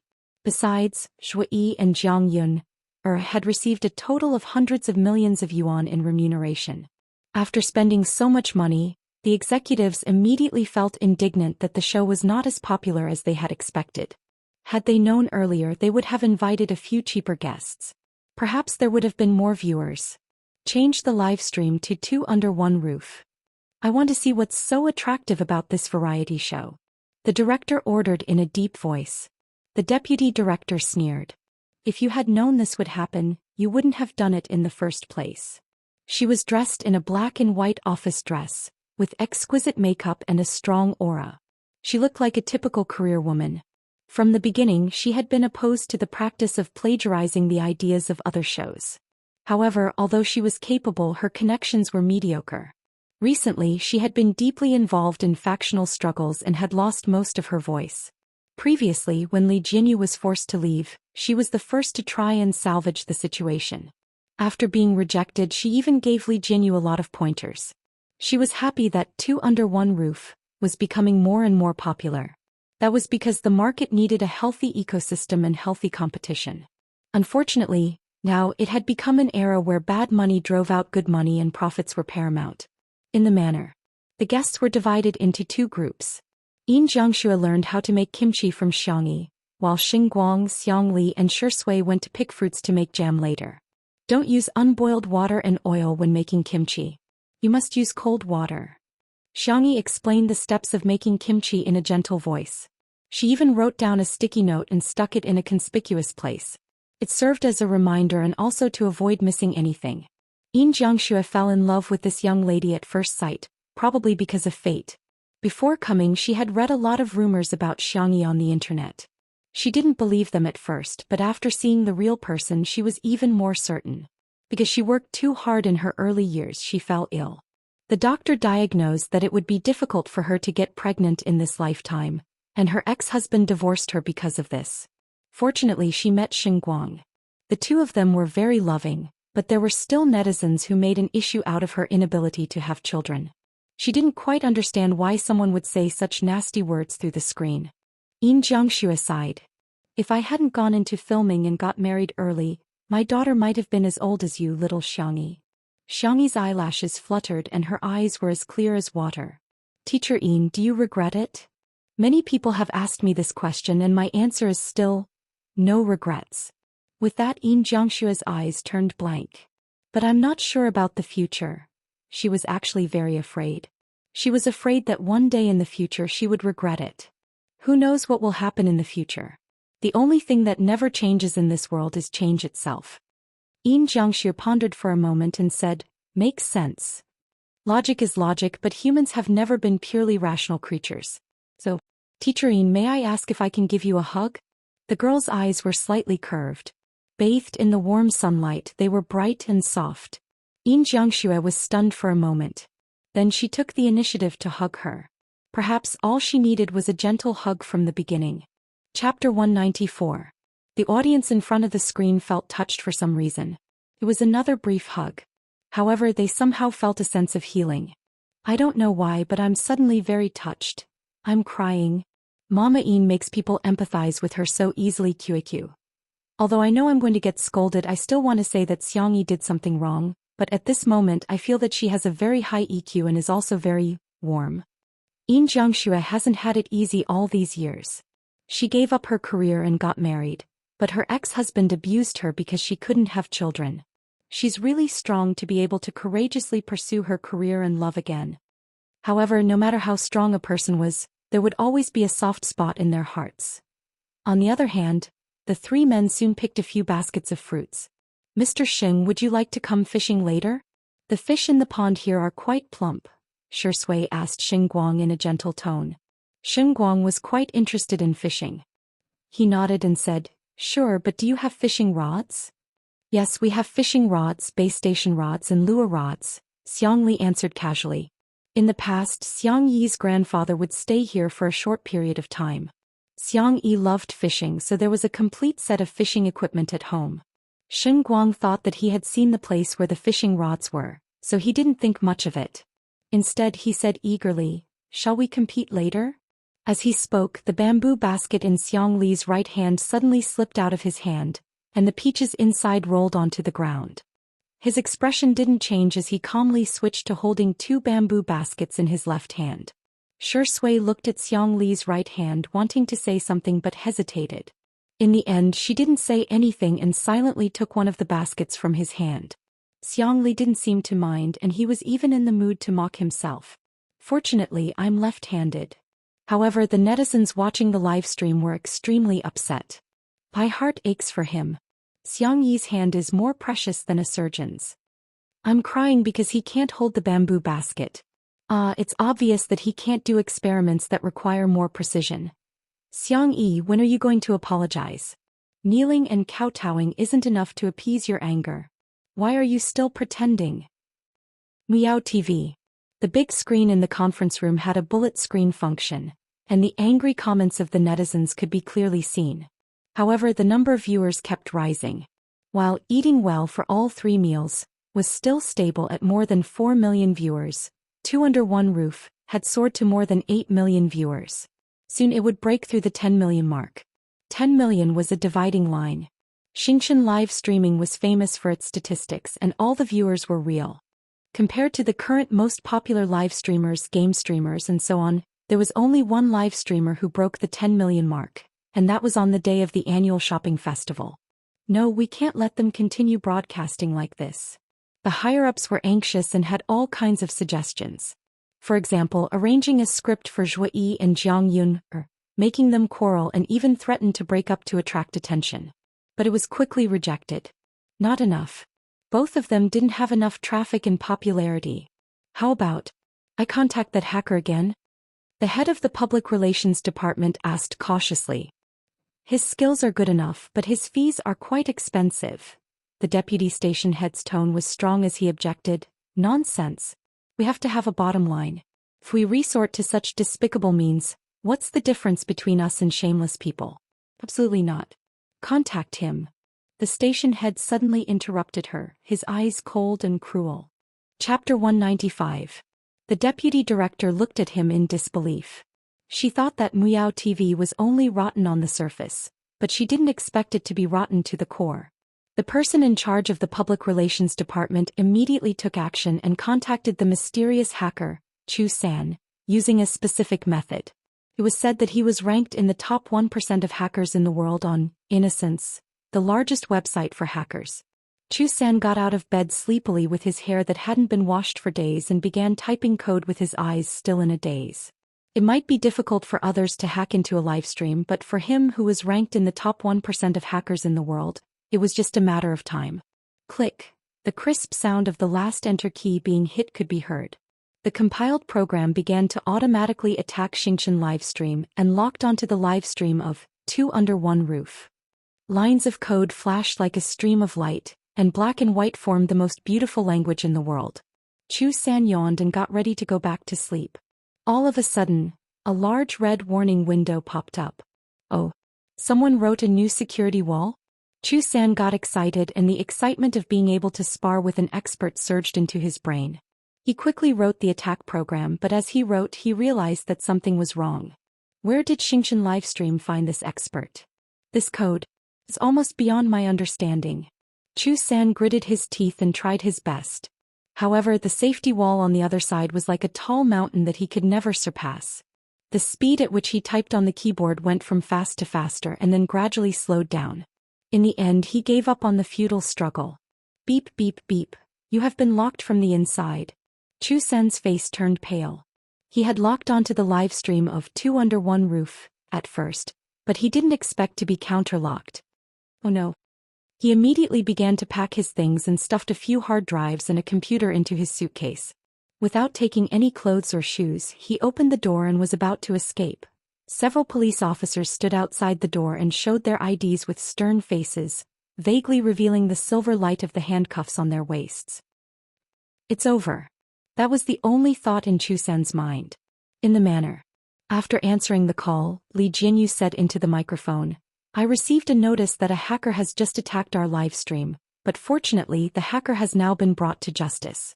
We will release a detailed statement on our official Weibo account later. What? Hacker? The netizens in front of the screen were all dumbfounded. After all, this word had only appeared on TV before. It was too far away from real life. A few minutes later, Two Under One Roof's official Weibo account was updated. Two Under One Roof V. Ever since our livestream started, we've been attacked by hackers several times, which is why our livestream is always interrupted. Thank you, Dr. Xiang Li, for writing the security wall program for us. Not only did it successfully block the hacker's attack, but it also tracked the hacker's IP address. Thank you at Pinyin Nanqing for catching the suspect as soon as possible. Thank you for your hard work. In the end, he wanted to say, don't stretch out your hand, otherwise you'll be caught. Competition, please come fair and square. Please take a seat yourself, dog head. Once the Weibo post was posted, the netizens were shocked. First, he was surprised. So it was a malicious competition. Secondly, he was surprised. Dr. Xiang was too amazing. More and more people flooded into the live broadcast room. Meow TV. The higher-ups watched helplessly as the number of viewers of 2 in 1 room jumped to 9.57 million at a frightening speed. Chapter 196. 10 million was imminent. Unstoppable. Everyone's expression was so ugly that they looked as if they had swallowed a fly. Especially when the head of the public relations department read the Weibo post posted by 2 under 1 roof. Instantly, what the hell is going on? Isn't he one of the top 1% hackers in the world? Why is he so vulnerable? Will he rat us out? Everyone was worried. Looking at the ugly faces, the deputy station head sneered, feeling as if he had fed all of his youth to Meow TV to the dogs. The station head retorted, what are you panicking for? Whoever started it will be responsible. What does it have to do with us? What does it have to do with us? The head of the public relations department's expression changed immediately. She realized that she had been abandoned. When the others heard this, they heaved a sigh of relief. Not only did no one comfort her, but they also looked at her with gloating eyes. It was the look of someone who had found a scapegoat. The head of the public relations department was disheartened. She finally understood the cruelty of the workplace. Dang, our pickles are ready. Xianxia beamed at the camera, her tone full of accomplishment. She and Xiangyi pickled several jars, including the carrots harvested by the C7 brothers yesterday, as well as beans, cabbage, cucumbers, lettuce, and so on. The pickle water was boiled with water, peppercorns, star anise, cinnamon, bay leaves, old ginger, rock sugar, and other ingredients. After cooling, wild mountain peppers, small rice peppers, and sorghum wine were added, and the vegetables were soaked in. After the water tank at the mouth of the pickle jars was filled with water, the jars were sealed and they quietly waited for time to give them a taste. Xiangyi smiled gently at the side. Teacherine, if you like it, you can bring 2 more jars back. Then I won't stand on ceremony with you. The more Xianxia looked at Xiangyi, the more satisfied she was. The girl had a good temper, patience, and a sweet tongue. She was so likable. Xianxia used to hate cooking the most, but today she was happy with the pickles. What did you stew in the kitchen? I can smell the medicine. It's a medicinal cuisine prepared for Dr. Xiang. Xiangyi bit her lips. The girl, who was as bright and beautiful as a sunflower, seemed to have lost her light. She was so listless that she couldn't lift her spirits. Xianxia didn't know what happened between Xiang Yi and Xiang Li. She only felt that the little girl was quite pitiful. She touched Xiang Yi's head tenderly and said, don't be unhappy, you still look the best when you smile. The live stream room was filled with netizens' sarcastic comments. What is she pretending for? Her acting skills are quite shameless. Don't, our doctor brother wouldn't dare to drink your medicinal cuisine. Who's going to take responsibility if something goes wrong after drinking it? Chinese medicine is unreliable to begin with. Not to mention that B*T Xiang and Dr. X have old grudges. Maybe she's hoping for something to happen to Dr. Xiang. When the ambulance arrives, she can ask the doctor to treat the skin on her hand from a year ago. While they were talking, Shui and the others came back with the fish baskets. Xiangyi's eyes met with her brother's in the air, but she timidly avoided his gaze, not daring to look at him at all. Xiang Li frowned. Although he knew a little about medicine, he really couldn't read a girl's mind. Especially his sister. He was clearly back, so why was she still avoiding him? Hubby, the fish you caught is so big. Is this a carp or a crucian carp? Xianxia pointed at the fish basket and asked. She caught a glimpse of a few sneaky figures in the corner of her eye and exclaimed, who are those people? They're not thieves, are they? Everyone looked over and realized that something was wrong. Chapter 197. Seems like they really are thieves. Shen Guang said hesitantly, but what happened next confirmed his and Xianxia's speculation. The men came out of the chicken coop with several eggs in their hands. One of them even had a clucking chicken in his hand. Great. They're definitely thieves. Li Jinyu hurriedly said, "Everyone be careful, don't go forward rashly. Be careful, they might have knives or something. I'll call 11. Before he could finish his sentence, a fair and slender girl not far away ran over quickly as if she was stepping on the wind. Li Jinyu's eyes widened as he silently complained in his heart. "Sister, you said you don't know martial arts. What else could this be if not Qinggong?" The netizens in the stream? "Let's not talk about anything else, this young actress is running a bit fast. So what if she runs fast? She's alone, can she beat the thieves? But then again, these thieves are a bit arrogant, stealing chickens in broad daylight. This chicken is so fragrant. So fat." Xianxia panicked and shouted, "Little Xiangyi, stop. Don't be impulsive. They have more people." The next second she grabbed her husband's fishing rod and rushed forward. "Xinguang, as expected of my wife." He helplessly followed, not forgetting to grab a fishing rod. A gentleman uses his mouth, not his fists. But he can use his weapon. The netizens? Is it okay for the husband and wife to attack together? Shi Sui and Xiangli also strode forward. The scene was completely chaotic.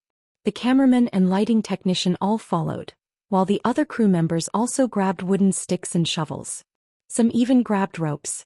By the time they arrived, 4 thieves were lying on the ground and the last one was easily blocked by Xiangyi. The two sides were in a stalemate. Everyone, for some reason, they felt like their presence was unnecessary. Xiangyi's face was cold. "Why did you steal?" In front of her was a teenager. His hair was shaved very short, and there were a few new and old wounds on his forehead and face. He was like the most difficult person to control, and the corners of his mouth curved into a wanton arc. "If you want to steal, then steal. Do you need a reason? At most I'll just return it to you." When the youths on the ground heard this, they laughed and took out eggs from their pockets and threw them on the ground. Pa, pa, pa, the egg hit the cobblestone path and broke into pieces. The egg white and yolk flowed all over the ground. It was so quiet that only the sound of the wind could be heard. However, there was a heated discussion in the livestream. "Are you kidding me? They are all hooligans. They don't look like poor kids from the way they're dressed. It's so infuriating to deliberately ruin the food." DBQ, let me digress, the guy leading the group is a little handsome. The campus gang leaders in novels all have faces now. Xiangyi frowned and her eyes fell on the young man. She slowly pulled out the shirt tie hidden in his coat and tightened it. The young man was forced to lean forward and the distance between them was shortened. The young man's heart skipped a beat. Right in front of him was an extremely beautiful face. Her skin was as white as porcelain, and her eyes were as cold as the stars. Plop. The young man's Adam's apple bobbed slightly as he said fiercely and arrogantly, "Let go of me." Xiangyi raised her eyebrows. "Little kid, let go of my chicken first." Under everyone's watchful eyes, the girl calmly snatched her chicken from his hand and put it back into the chicken coop. "Now we can start settling the score." Chapter 198. There was a moment of silence. The rebellious teenager said carelessly, "I don't have money, I can't afford it." The other boys also expressed that they were penniless. Seeing that they were all quite young, Xianxia couldn't bear it. "Why don't we just forget it? It's just a few eggs anyway, they're not worth much. We can't just let it go." Xiangyi took out her phone and asked without looking up, "What's your guardian's phone number?" The comments began to scold. "It's just a few eggs, is it worth it? The child is still young, must she be so calculative? She's always bragging about being fair, rich and beautiful. Why would she care about such a small amount of money? It's probably because she's stingy enough that she can become rich." B*T Xiang is really outrageous. I know this kid, he's the son of our company's boss. Why would he steal? No, I have to tell our boss quickly. The rebellious teenager's body stiffened before he said stiffly, "I don't remember." "Your teacher's phone number?" "I dropped out of school." Xiangyi looked up and stared at him for a while. The teenager felt inexplicably guilty under her gaze, and he felt that her calm eyes had already seen through all their plans. Xiangyi put away her phone. "Then stay and work, pay off your debts with your labor." The teenager was stunned and said, "You're illegally using child labor. Yet you still trespassed into other people's homes and destroyed other people's property, causing me huge losses." Xiangyi said indifferently. The benefits of having a lawyer as a brother were evident as she could casually use legal terms. The teenager was speechless for a while. What's a few eggs considered a huge loss? Why didn't this woman call the police? Have you forgotten about that chicken? What you're doing is considered attempted harm. The boys were rendered speechless and were ordered to clean the chicken coop by Xianxia in a daze. The girl avoided the camera and gestured to Li Jinyu. The two went to the side to talk. Please find 2 people to get some information from. I suspect these kids have other motives. Huh. Aren't they just a bunch of naughty kids? Xiangyi shook her head. My intuition. They seem to want me to call the police, but if I do, they'll have a criminal record. Burglary was against the law. Li Jinyu was stunned. What kind of operation is this? You want to go to the police station for a day trip? Were all kids nowadays so careless? If he really left behind a criminal record, it would be a stain for life. I'll let old Li and old Wang go. They're old foxes. It's not a problem for them to deal with a few brats. Under the pavilion, the guests were making jam together. Shui was in charge of washing the fruits. Xingguang and Xiangli were in charge of peeling and removing the seeds. Jiangxue was in charge of soaking them in salt water. And Xiangyi was in charge of boiling the jam. Jiangxue smiled and said, "We're basically the assembly line of the 2 under 1 roof jam production, right? Natural, organic, handmade. If you want to buy it, hurry up. Here, director, give me the link." 54,321. Li Jinyu wailed behind the camera. "Teacher Yin, how can you cheat people like this? Where can I get the link for you?" Laughter filled the air and the atmosphere was harmonious. The live stream viewers were also praising Jiangxue. Although she was a senior, she was very humorous. Just then there was a sudden rush of a car horn at the door. Beep beep beep. A mystery guest? Jiangxue asked in confusion. The program team's staff members were confused. They didn't invite anyone else. The crisp sound of high heels stepping on the stone floor could be heard from afar, and a woman dressed like a rich lady appeared in front of everyone.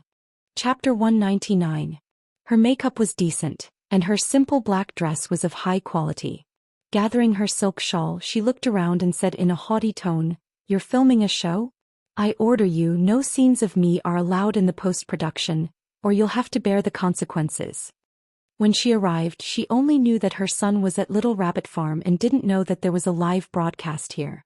"Everyone in the show? Who are you, ma'am?" The audience in the live broadcast room was much more direct. What arrogance. Does she not even know that this is a live broadcast? Such a strong sense of superiority. It's obvious that she's been putting on airs a lot. Xiangyi slowly stood up. What can I do for you? This is my home, isn't it a bit inappropriate for you to barge in without saying hello? Please find someone qualified to talk to me. The rich woman interrupted her rudely. Xiangyi raised her eyebrows and crossed her arms, wondering if she should get the security to throw her out. Li Jinyu motioned for the cameraman to move the camera away and said tactfully, You're the director? Then you should be the person with the most authority here. That's good, I don't like dealing with those entertainers anyway." The atmosphere at the scene suddenly became extremely cold. Li Jinyu frowned. Please pay attention to your words. Being an entertainer is also a job. Everyone is born equal. The rich woman rolled her eyes in disdain and didn't want to argue with him on this topic anymore. He got straight to the point. "Where's my son? I want to see him." At this time, the brats finally finished cleaning the chicken coop and were carried over by Lao Wang, the planner.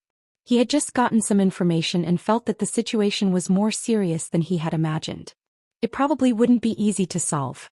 The rich woman saw her son at a glance and exclaimed, "Rong, how did you get the wound on your face?" When the troublemaker saw her, his expression suddenly changed and he turned to leave, only to hear his mother screaming, "He just took a few rotten eggs. Do you know who my husband is? How dare you hit my son?" Xiangyi said calmly, "Let me correct you. First, his injury wasn't caused by us. Second, we don't care who your husband is. Third, taking without asking is called stealing. They are not taking, they are stealing." The young girl's logic was clear, reasonable, and convincing. The rich lady, on the other hand, was like a shrew. "What do you mean by stealing? These kids are just under too much pressure from studying. How about this, I'll pay you and let them come here regularly to relieve their stress. Name your price." She had heard this move from the rich ladies in the circle. Children were under a lot of pressure, so what was wrong with taking something? They just had to pay a small fee to the stationery store or the convenience store afterwards. Even the owners of those shops welcomed the children. Xiangyi's worldview was greatly impacted. She asked, "You mean you pay these children to steal things?" "I already said it's to relieve stress. Don't you understand human language? Why do you keep saying steal? Why are your words so unpleasant?" The thorn-headed youth looked at his mother coldly. The other youths had numb expressions on their faces as if they were used to this. Their family members had also settled things the same way. Xianxia, who had endured for a long time, said angrily, "As a mother, why don't you think about how to teach your children well? Why do you use such an unorthodox method to solve problems?" The rich lady glanced over. She also watched movies and recognized Xianxia. She sneered, "I was wondering who it was. So it's a hen that can't lay eggs. What right do you have to talk about others?" Chapter 200. Hearing the words hen that can't lay eggs, Xianxia's face turned pale. As the saying goes, don't hit someone in the face and don't expose their shortcomings. This sentence was the most hurtful to Xianxia. The netizens watching the livestream were also furious. Where did this shrew come from? I really want to slap her across the screen. Teacher Yin can't give birth even if she wants to. She's already in so much pain, yet she still wants to expose her scars. I'm so angry. Mother Yin loves children so much. She dotes on Shui like her own son, but she ended up being scolded by this crazy woman. I feel so sorry for her. Xing Guang immediately hugged Xianxia and comforted her softly. Xianxia's eyes turned red. However, the rich woman was not ashamed and instead felt proud. You're jealous of others because you can't give birth. I can educate my son however I want, but it's not up to you to criticize him. Enough. The rebellious young man suddenly hollered and looked at Xiangyi coldly. What did you say just now? Trespassing into someone else's home? She's already committed a crime. Aren't you going to call the police? The rich woman was dumbfounded. Rong, what are you talking about? I'm your mother. How can you let an outsider call the police and arrest your biological mother? Rong Huai clenched his jaw and turned away to avoid looking at her. Xiangyi frowned and the strange feeling in her heart grew stronger. Lao Wang the planner came to her side and whispered everything to her. Xiangyi pondered for a few seconds and said, "Forget it, it's just a few eggs. I don't really care. Besides, you've already cleaned the chicken coop as compensation. Take care, I won't send you off." The production crew was dumbfounded. How could she just let it go like that? The netizens also expressed their displeasure. The actress Yang is just bullying the weak and fearing the strong. She probably thinks that this rich woman's family is rich, so she doesn't dare to go against her. What a coward. But all of a sudden the young girl's tone changed. You guys are from Mingxi Boys High School nearby, right? Today is the homecoming day. I'll send you back to school and each of you will write a self-reflection in front of the form teacher. The rich woman yelled, "Didn't you say that you don't care? Why are you writing a self-reflection?" The youths were extremely excited. Rong Huai's Adam's apple bobbed as he suppressed his emotions and pretended to be nonchalant. "Sure, send us there then." Xiangyi said, "I'll get the car. We've been together for so many years. One car isn't enough for you." The girl said calmly, "Don't worry, I can fit you. It's a convertible." Rong Huai muttered in his heart, could it be a convertible sports car? A few minutes later, everyone looked at the convertible tractor that Xiangyi borrowed from Little Rabbit Farm and fell into a mysterious silence. The corners of Rong Huai's mouth twitched. Why does such a beautiful sister drive a tractor? What are you waiting for? I have a tractor license, Xiangyi said calmly. Rong Huai got into the car expressionlessly. The other children followed. The lady said, "Allow you to come down. How can you sit in this kind of car?" Rong Huai said coldly, "I just want to sit here. Aren't you busy? Anyway, there are teachers in school. You can leave now." Hearing this, the lady hesitated. She did have an afternoon tea salon to attend. Besides, the management of Mingxi Boys High School was very strict. As long as she was sent to school, there was nothing to worry about. At the thought of this, she took out her mobile phone and transferred some pocket money to Rong Huai. Rong, you have to listen to the teachers when you go to school, okay? I still have something to do, so I'll get going first. Send me a text message when you reach school." Staring at her back view, Rong Huai smirked sarcastically. Chapter 201. In her heart, her son would never be the #1 priority. Xianxia was about to set off when a tall figure suddenly appeared beside her, accompanied by a man's deep and magnetic voice. "Let's go together." She turned her face to the side and realized that it was Zhou Xian. Naturally, she sat on her left. The driver's seat of the tractor was very spacious, so it was fine for one person to sit. However, the young lady felt that something was amiss. Before he had time to think about it, another gentle and clear voice sounded, "I want to go too." Xianxia sat calmly on his sister's right. "Huh? Brother wants to go too?" It was fine for 2 people to sit in the driver's seat, but it would inevitably be a little crowded with 3 people. The slender girl was sandwiched in the middle like a vegetable leaf in a sandwich. Everyone was dumbfounded. The netizens were dumbfounded. What kind of operation is this?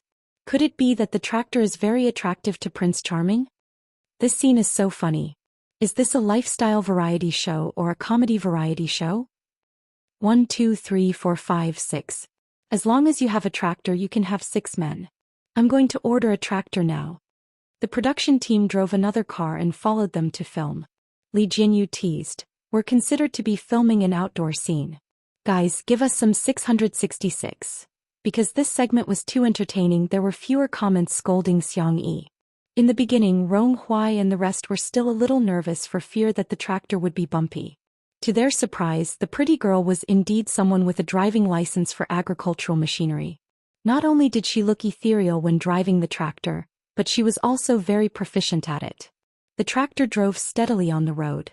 Soon they arrived at Mingxi Boys High School. Xianxia had heard of this school before. It was a very strict private high school, and there were rumors that going there for a few months was more effective than going to Transfiguration. Many wealthy and middle-class people in South City liked to send their children to this school in the name of training.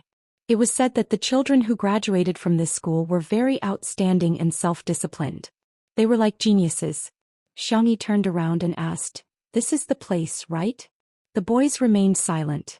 After a while, Ronghuai gritted his teeth and said softly, "Yes."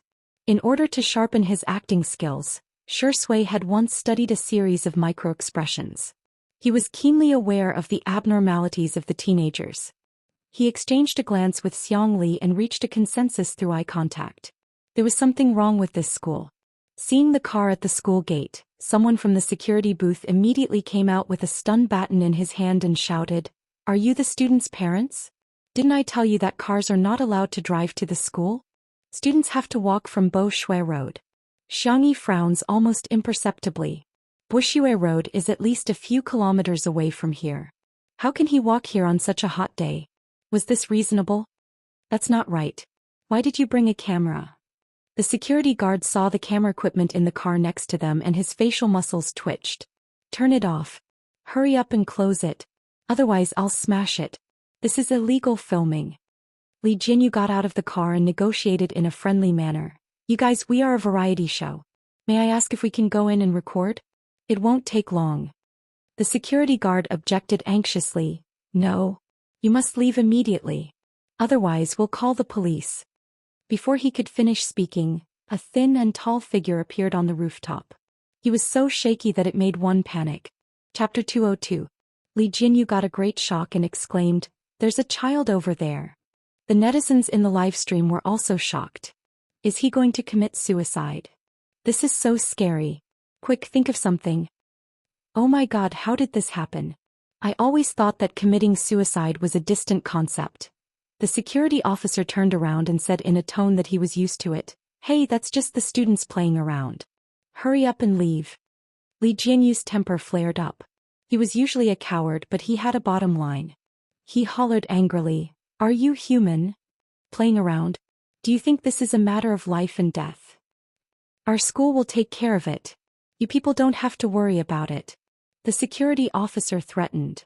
I said no filming. He waved the electric baton in his hand and was about to hit the camera. The cameraman, old Zhang, was very experienced. Although he was carrying heavy equipment and was a little plump, he was very agile and nimble. He dodged the attack. The screens of the audience began to shake violently. I'm so immersed in this scene I'm starting to get nervous. Director, you're right. How can you joke about a human life? Mingxi Boys High School? I think I've heard of this school before. It's very strict. The kind where the students can't bear the burden. At the side, Xianxia had already called the police. She briefly explained the situation and asked the negotiator to come over immediately. The security officer was furious. Do you have nothing better to do? It's none of your business. It's just a human life. Xianxia laughed in exasperation. She slowly stepped forward with a domineering aura. The security officer subconsciously wanted to hit her, but she easily grabbed the electric baton and snatched it away. It's just a human life. Don't you have any respect for life at all? The security officer immediately cowered and hurriedly retreated. Behind her, Ronghuai suddenly said, "It's probably because I'm used to it. Don't spout nonsense. Hurry up and enter the school, don't mix with these strange people." "What should I do? I'm a rebellious person, but I don't want to do as you wish." Ronghuai licked the corner of his lips and said in a nasty and ruffian manner, "Sister, he looks so fierce. I'm scared." The young man tugged at the corner of Xiangyi's shirt and complained openly. The other boys also realized that Xiangyi was very reliable. They were like little chicks in the game Eagle Catch Chicks. One of them grabbed the clothes of the other and hid behind Xiangyi. It felt like a naughty child had found a backer. Shui narrowed her eyes slightly. Xiangli was also unhappy. The two men had the same thought in their hearts. Little brats and whatnot are really annoying. The negotiators arrived as fast as they could. With the police leading the way, the security guards didn't dare to stop them this time. Xiangyi and the others also entered the school. The principal hurried out of the office and said in a dignified manner, This is a misunderstanding. It's like this, our school held an art exhibition some time ago and this student was imitating performance art. He was used to brainwashing the parents of the students, thinking that the whole world would believe him. Unfortunately, no one paid any attention to him. Are you reporters? Which unit are you from? The principal broke out in cold sweat. Why don't you turn off this equipment first? You have to apply for an interview first. Ronghuai stuck half of his face out from behind Xiangyi and stared straight at the principal, seemingly provoking and relieved. It's not an interview, it's a live stream. A live stream that millions of people can watch. Chapter 203. Boom. There was a thunderous roar and the principal froze on the spot as if he had been electrocuted. He immediately reacted and blocked the camera with his hand, exasperated. How can you live stream? Turn it off. Turn it off immediately. However, it was too late. The netizens in the live stream condemned. What kind of performance art is this? They're treating human lives like dirt. I feel like this school must be hiding some secrets. We must investigate. That Rong just said that it's nothing strange, but it's terrifying when you think about it. Does this kind of thing happen often? Under the efforts of the negotiators, the child on the rooftop was persuaded to come down. His face was pale and he looked extremely weak, but his mental state seemed to be normal. However, the moment he saw the principal, his body began to tremble uncontrollably. He was as helpless as a broken petal in the storm. It was fear that came from the depths of his soul. Boo-hoo. He subconsciously wanted to run towards the rooftop, but fortunately he was stopped. Ronghuai watched this scene coldly, seemingly indifferent. However, his hands hanging by his side slowly clenched into fists. Sister, he called out to Xiangyi in a teasing tone. Are there many people watching your live stream? Are there 100,000 viewers? Xiangyi said, I don't know, there should be. She had never paid attention to the statistics of two under one roof, and had no idea at all. Wow, that's very influential. Ronghuai casually placed his elbow on Xiangyi's shoulder, but he knew his limits and did not put his entire body weight on it. However, this action seemed very roguish. Before Xiangyi could speak, two cold male voices sounded in unison. Take your hand away. Don't you want your hand anymore? The two men had a strong aura and their gazes were extremely oppressive. Ronghuai was a wolf cub who could easily deal with his peers, but he instinctively sensed danger when facing them. He retracted his hand resentfully and asked in a low voice, Sister, you have two boyfriends? Do you mind if there's one more?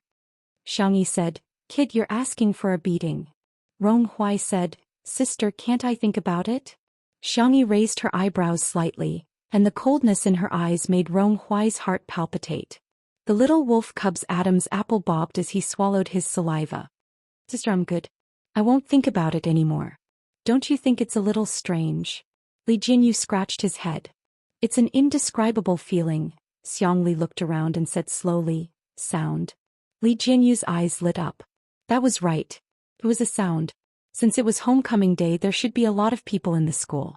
However, other than Rong Huai and the other children, the campus was empty. Moreover, even though such a big thing had happened, there was not a single student in the corridor or by the window who came out to watch the show. Even the boys who went to steal the eggs with Rong Huai did not seem surprised at all. Their expressions were so numb that they seemed to have lost their souls. Rong Huai walked in front of the camera. His face was extremely photogenic, and when he smiled at the camera he looked frivolous and dashing. Because if you make a sound you'll be locked in the little black room. The principal roared, "Shut up. Don't spout nonsense. There's something wrong with his brain. Don't believe what he says."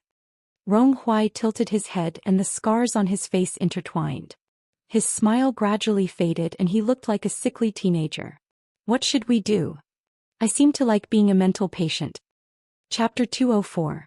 The pop-up comments flooded in like a wave. Ah, his features determine my values. I love sick people the most. I love this brother. Am I the only one who thinks that Rong is very tough? The principal obviously has a problem. I'm envious of his defiant character. I'm the kind of person who doesn't dare to argue with someone who cuts in line. Countless comments flooded the screen. At the same time, Meow TV. Everyone could only watch as the number of viewers of Two Under One Roof continued to rise. 9. 73 million. 9. 85 million. 9,990,000. The numbers jumped again. The first digit became 1. The number of viewers of Two Under One Roof had officially exceeded 10 million. The record for the entire internet was born. Countless people pressed the screenshot button at this moment. There were also countless people who were paying attention to Mingxi Boys High School. The investigation began. Rong Huai brought the police to the so-called small dark room. It was indeed a dark room. If you make a mistake you'll be punished by standing here. Rong Huai put his hands in his pockets and said in a mischievous tone, "Of course, even if you don't make a mistake you might still be arrested." Apart from the small dark room, there were also weighted sandbags which were not used for training but for punishment. The teachers' offices were equipped with electric batons like the ones in the hands of the security guards. There were too many of them. There were too many to mention. Rong Huai's cynical mockery, coupled with the livestream footage, was simply shocking. Is this considered a school? Or a prison? F***ck, are they still human? They're running 5 kilometers at every turn and dousing people with water in the middle of winter. All personal items are confiscated when entering the school, and even their cell phones have to be handed over to the teachers. Even the text messages to their parents are edited by the teachers? Don't the students have any right to privacy at all? The principal tried to quibble. We're imitating foreign elite schools and implementing militarized management and gentlemanly education. The students who graduate from here are especially outstanding. Shi Sui suddenly asked. What about those who haven't graduated? The principal choked. The answer was self-evident. Children who could endure such a hellish and cruel education were naturally favored by the heavens. What was unbearable was that after being ravaged like this for so many years, his physical and mental health would definitely be severely damaged.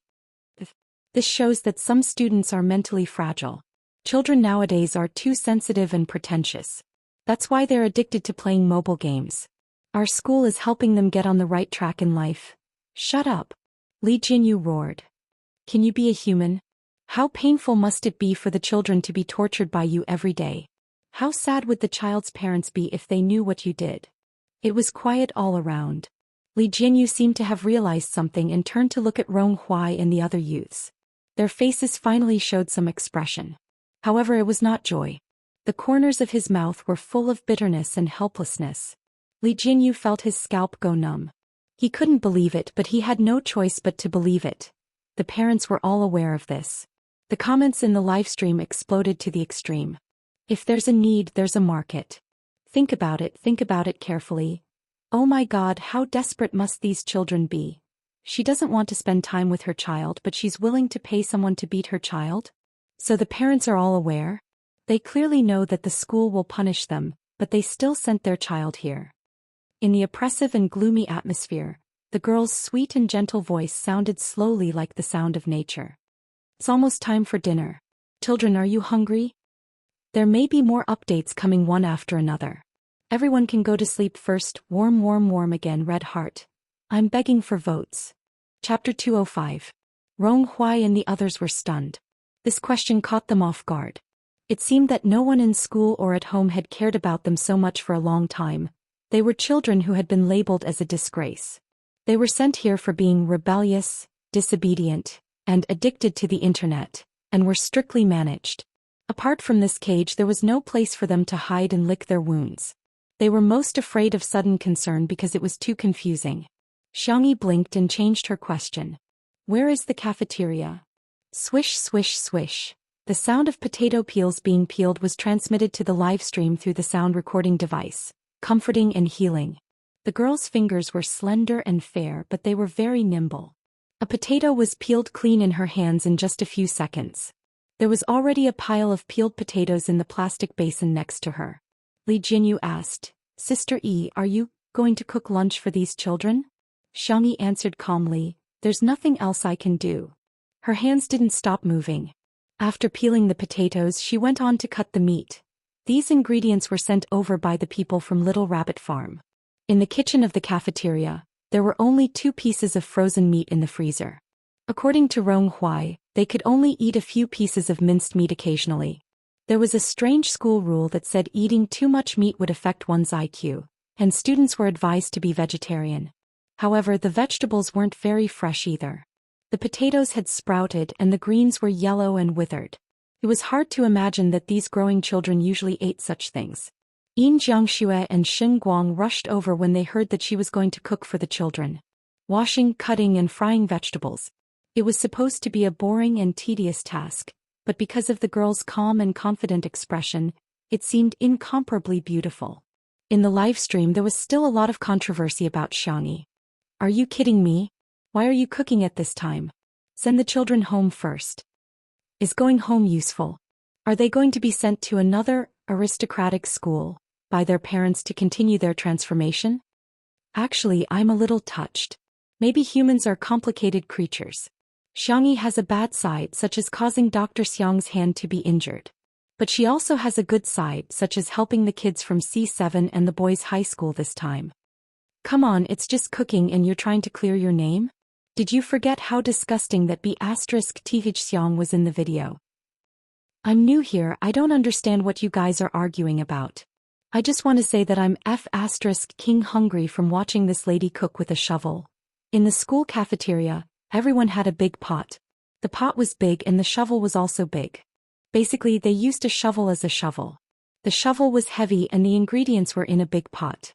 Even an adult would find it hard to control such a dish well.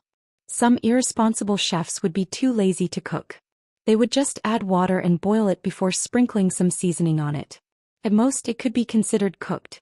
It could be said that it was difficult to swallow. However, Xianxia was seriously frying every dish in the pot. Her clean and milky white little face was covered in fine sweat. She didn't say a word and finished cooking 6 pots of dishes. At this time, the rice was ready. Let's get some food for the children first. I'll make seaweed and egg soup, Xianxia said to Rong Huai, who had been watching for a long time. The corners of the thorny little wolf cub's mouth twitched. You want me to get food for them? Xianxia didn't say anything and just stared straight at him. 1 second, 2 seconds. Rong Huai couldn't take it anymore. He looked away and whispered in a low voice. Don't look at me like that. I get shy too. Chapter 206. Students from all over the school gathered in the cafeteria one after another. If it were any other school, it would be extremely noisy with hundreds of boys gathered together. But here, no one made a sound and it was so quiet that even the sound of breathing could be heard clearly. No one spoke and no one had any expression. They were all numb, mechanical and zombie-like. It was unimaginably oppressive. They didn't even dare to imagine what kind of means the culprit had used to make them so obedient. However, when the window was opened, the rich aroma of food filled the air. Following their bodily functions, they subconsciously chased after the source of the aroma. Plate after plate of piping hot food was pushed out. Vegetarian 3 delicacies, scrambled eggs with tomatoes, stewed beef with potatoes, grilled eggplant with sliced meat, vinegar cabbage, fried pork liver with cucumber. They were all very common cafeteria dishes, but they exuded a rare domineering aroma. The most intuitive feeling was that they were hungry. The demon-like cooks had disappeared and were replaced by Rong Huai and a few of his close friends. The young man knocked the bowl with his spoon uncomfortably and said arrogantly, "It's time to eat. Get your own plates and line up." No one dared to move for fear that it was a dream. The group of children stared at the food eagerly, looking like they wanted to eat but didn't dare to. They were like stray puppies who only dared to hide in dark and dirty corners and didn't even dare to approach the trash can. In the live stream, "I'm getting old and I can't watch this anymore. I'm in tears. Hurry up and eat. Everyone has to eat 2 more bowls, okay?" They've trained people to be more obedient than dogs. Their goal has been achieved. It's their victory, but it's the children's sorrow. Finally, someone was really craving for food and slowly took the first step to the window of the cafeteria. Rong Huai subconsciously tightened his grip on his spoon, feeling like the protagonist of a comic who had been given the important mission of saving the world. "Which dish do you want to eat?" His tone was fierce, but he was very generous with the rice. He scooped a large spoonful of each dish for fear that the person who got the food wouldn't be full. After the first person there was a second one. The line formed a long queue. The first child who got the food carefully stuffed it into his mouth, and his eyes instantly widened. Hot and very tasty smell. He was stunned for more than 10 seconds before burying his head into the rice. As he ate, tears began to fall. More and more children joined in the food-eating camp. Everyone ate with great relish as if this was some kind of precious delicacy in the world. At first Li Jinyu was a little puzzled. He tasted the food. Although Sister Yi's cooking was good, there was not much room for her to show off. To be honest, the taste of these dishes was far worse than what she usually cooked. Xiangli saw his doubts. He pushed his silver-rimmed glasses and said in a low voice, "The best seasoning in the world is hunger." In an instant, Li Jinyu suddenly understood why Xiangyi wanted to cook for these children. Because he was really hungry. He turned his face away and blew his nose vigorously. *CK these scumbags. After scooping the last bowl of soup, Rong Huai was so tired that he almost couldn't lift his arms. However, when he saw Xiangyi coming over, he immediately straightened his back and pretended to be cool and aloof. In the next second, a fragrant meat bun was stuffed into his mouth, accompanied by a quiet and gentle voice. "Let's go eat." Chapter 207. Rong Huai was stunned for a moment before he mumbled, "Do you think I'll eat it just because you asked me to?" He subconsciously chewed on it. Xiangyi smirked and said, "Spit it out then." Rong Huai turned around and said, "No. Oh, it smells so good. It smells so good. It smells so good. Pretty sister's culinary skills are amazing." Xiangyi found a corner to sit down and rubbed her sore wrists. She was tired too, but she didn't want to express it. A tall figure suddenly appeared beside her. Xiangyi turned around to see that it was Shui. He was on the phone with someone. "Okay, send me a digital copy of the contract when it's settled." After hanging up, the man took out a packet of portable ointment. It was a small piece that was about the size of 2 band-aids put together. "Does your hand hurt?" "It's all right." As soon as Xiangyi finished speaking, the man gently pulled her hand into his palm. It was clean and warm to the touch. She curled her slender fingers uncomfortably and wanted to retract them, but Shui grabbed her wrist. "Don't move." Subconsciously, Xiangyi stopped what she was doing. Rip, Shui tore off the ointment and carefully applied it to the girl's wrists. Xiangyi moved her cherry lips and said, "Actually, it doesn't hurt that much." "You're still trying to be brave?" Shui's dark eyes landed on her face. He sighed helplessly and said, "You?" Xiangyi thought that he would scold her, but she didn't get the chance to do so. Instead, he rubbed her head forcefully twice. "Why are you so nice?" he asked. So nice that it made his heart ache. Xiangyi whispered, "You made my hair bun collapse." Shui couldn't help but laugh. "What should I do? I don't know how to tie my hair. Should I call your second brother for help?"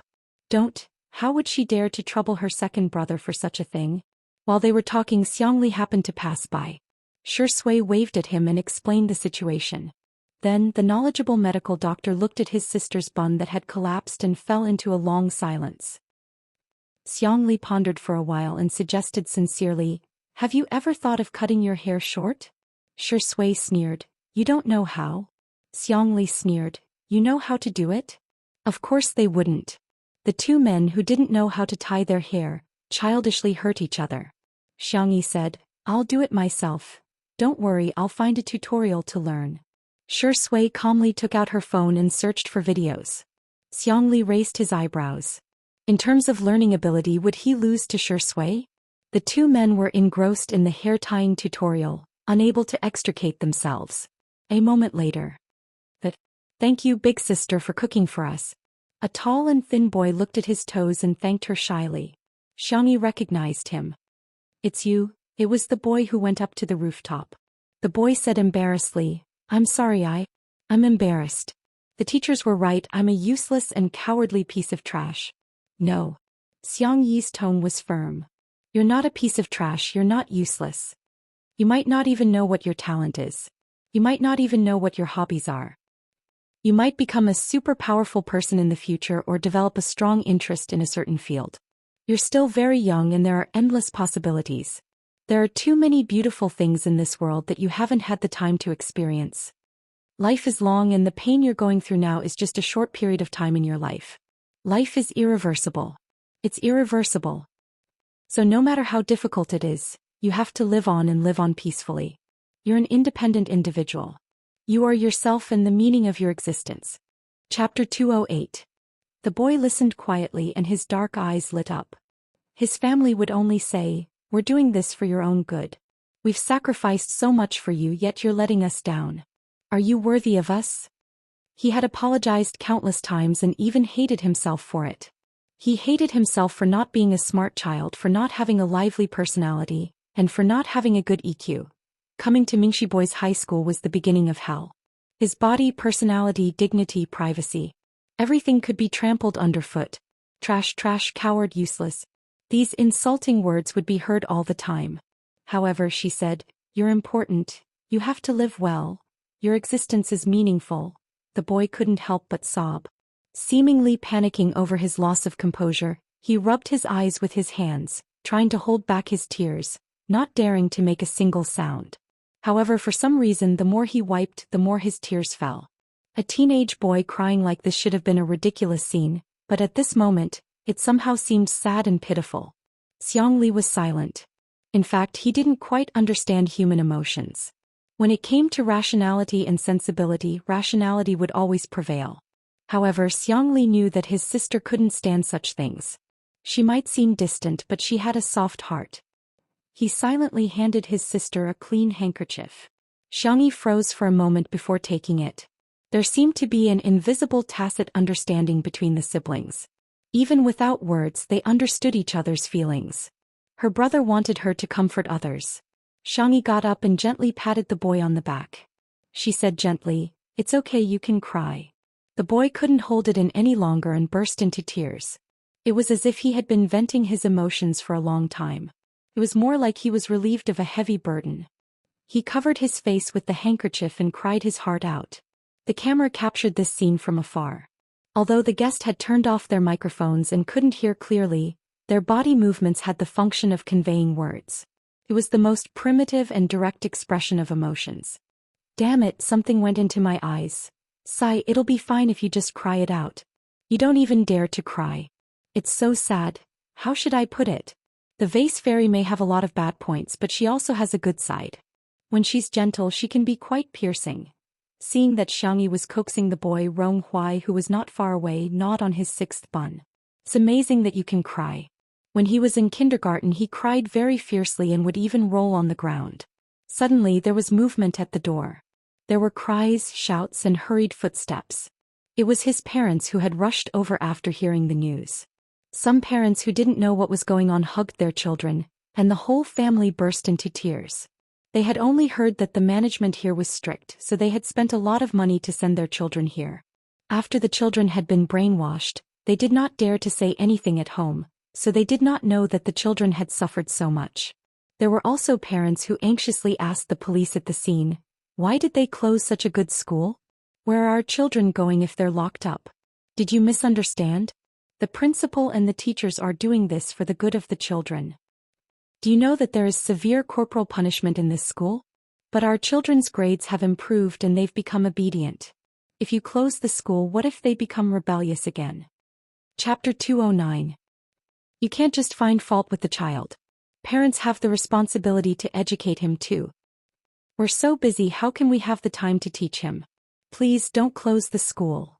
Upon hearing their conversation, Rong Huai's eyes were full of disgust and he was so angry that he ate another bun. What an annoying adult. However, he habitually looked around, only to find that his parents were nowhere to be seen. He paused in his chewing and returned to being a frivolous prick. It's all right. I don't need my parents that much anyway.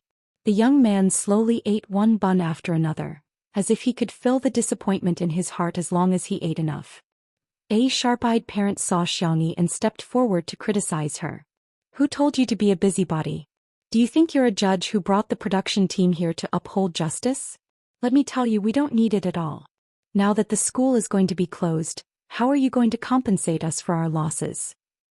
Xiaomi remained calm and waited for the other party to finish throwing a tantrum before saying leisurely, I forgot to tell you that this program is a live stream. Ah! She shrieked and cursed. Why didn't you say so earlier?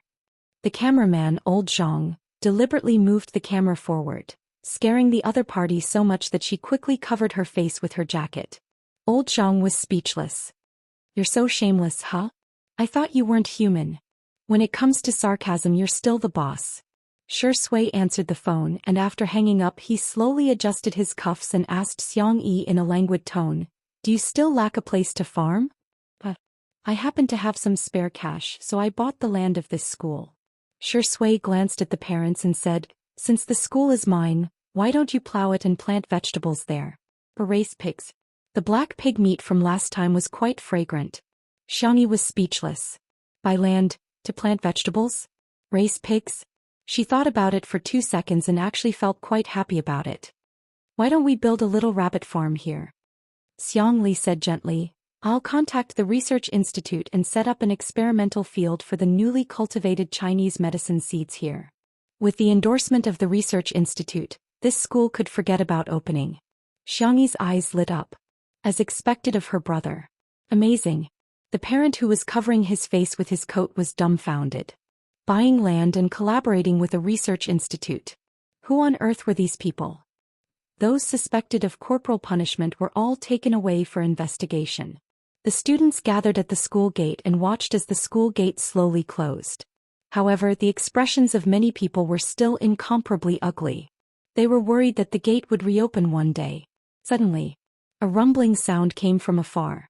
It was unknown who had shouted, F***CK. But in an instant it became a series of exclamations. Construction trucks, demolition machines, excavators. Countless vehicles drove over and honked their horns. At the front of the excavator, Sichuan Bai, who was dressed in a suit and leather shoes, was expressionless. He looked like his heart was as still as water. Zhou Xian noticed him and smiled at him with her arms crossed.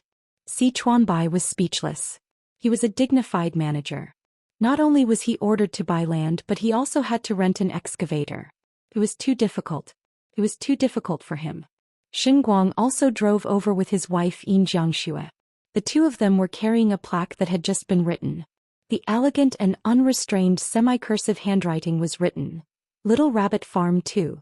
Chapter 210. In the live stream. This is so exciting. F***CK, are they going to flatten the school? I've been holding it in for a long time, but I still can't help but cry. I just want to say that Sister E is awesome. Zhou Xian is awesome. 2 under 1 roof is awesome. There were no insults in the pop-up comments at this moment, only support. When the first excavator knocked down the school wall, a loud noise suddenly broke out in the dusty scene. Cheers, roars, and applause formed a rhythm that made one's blood boil.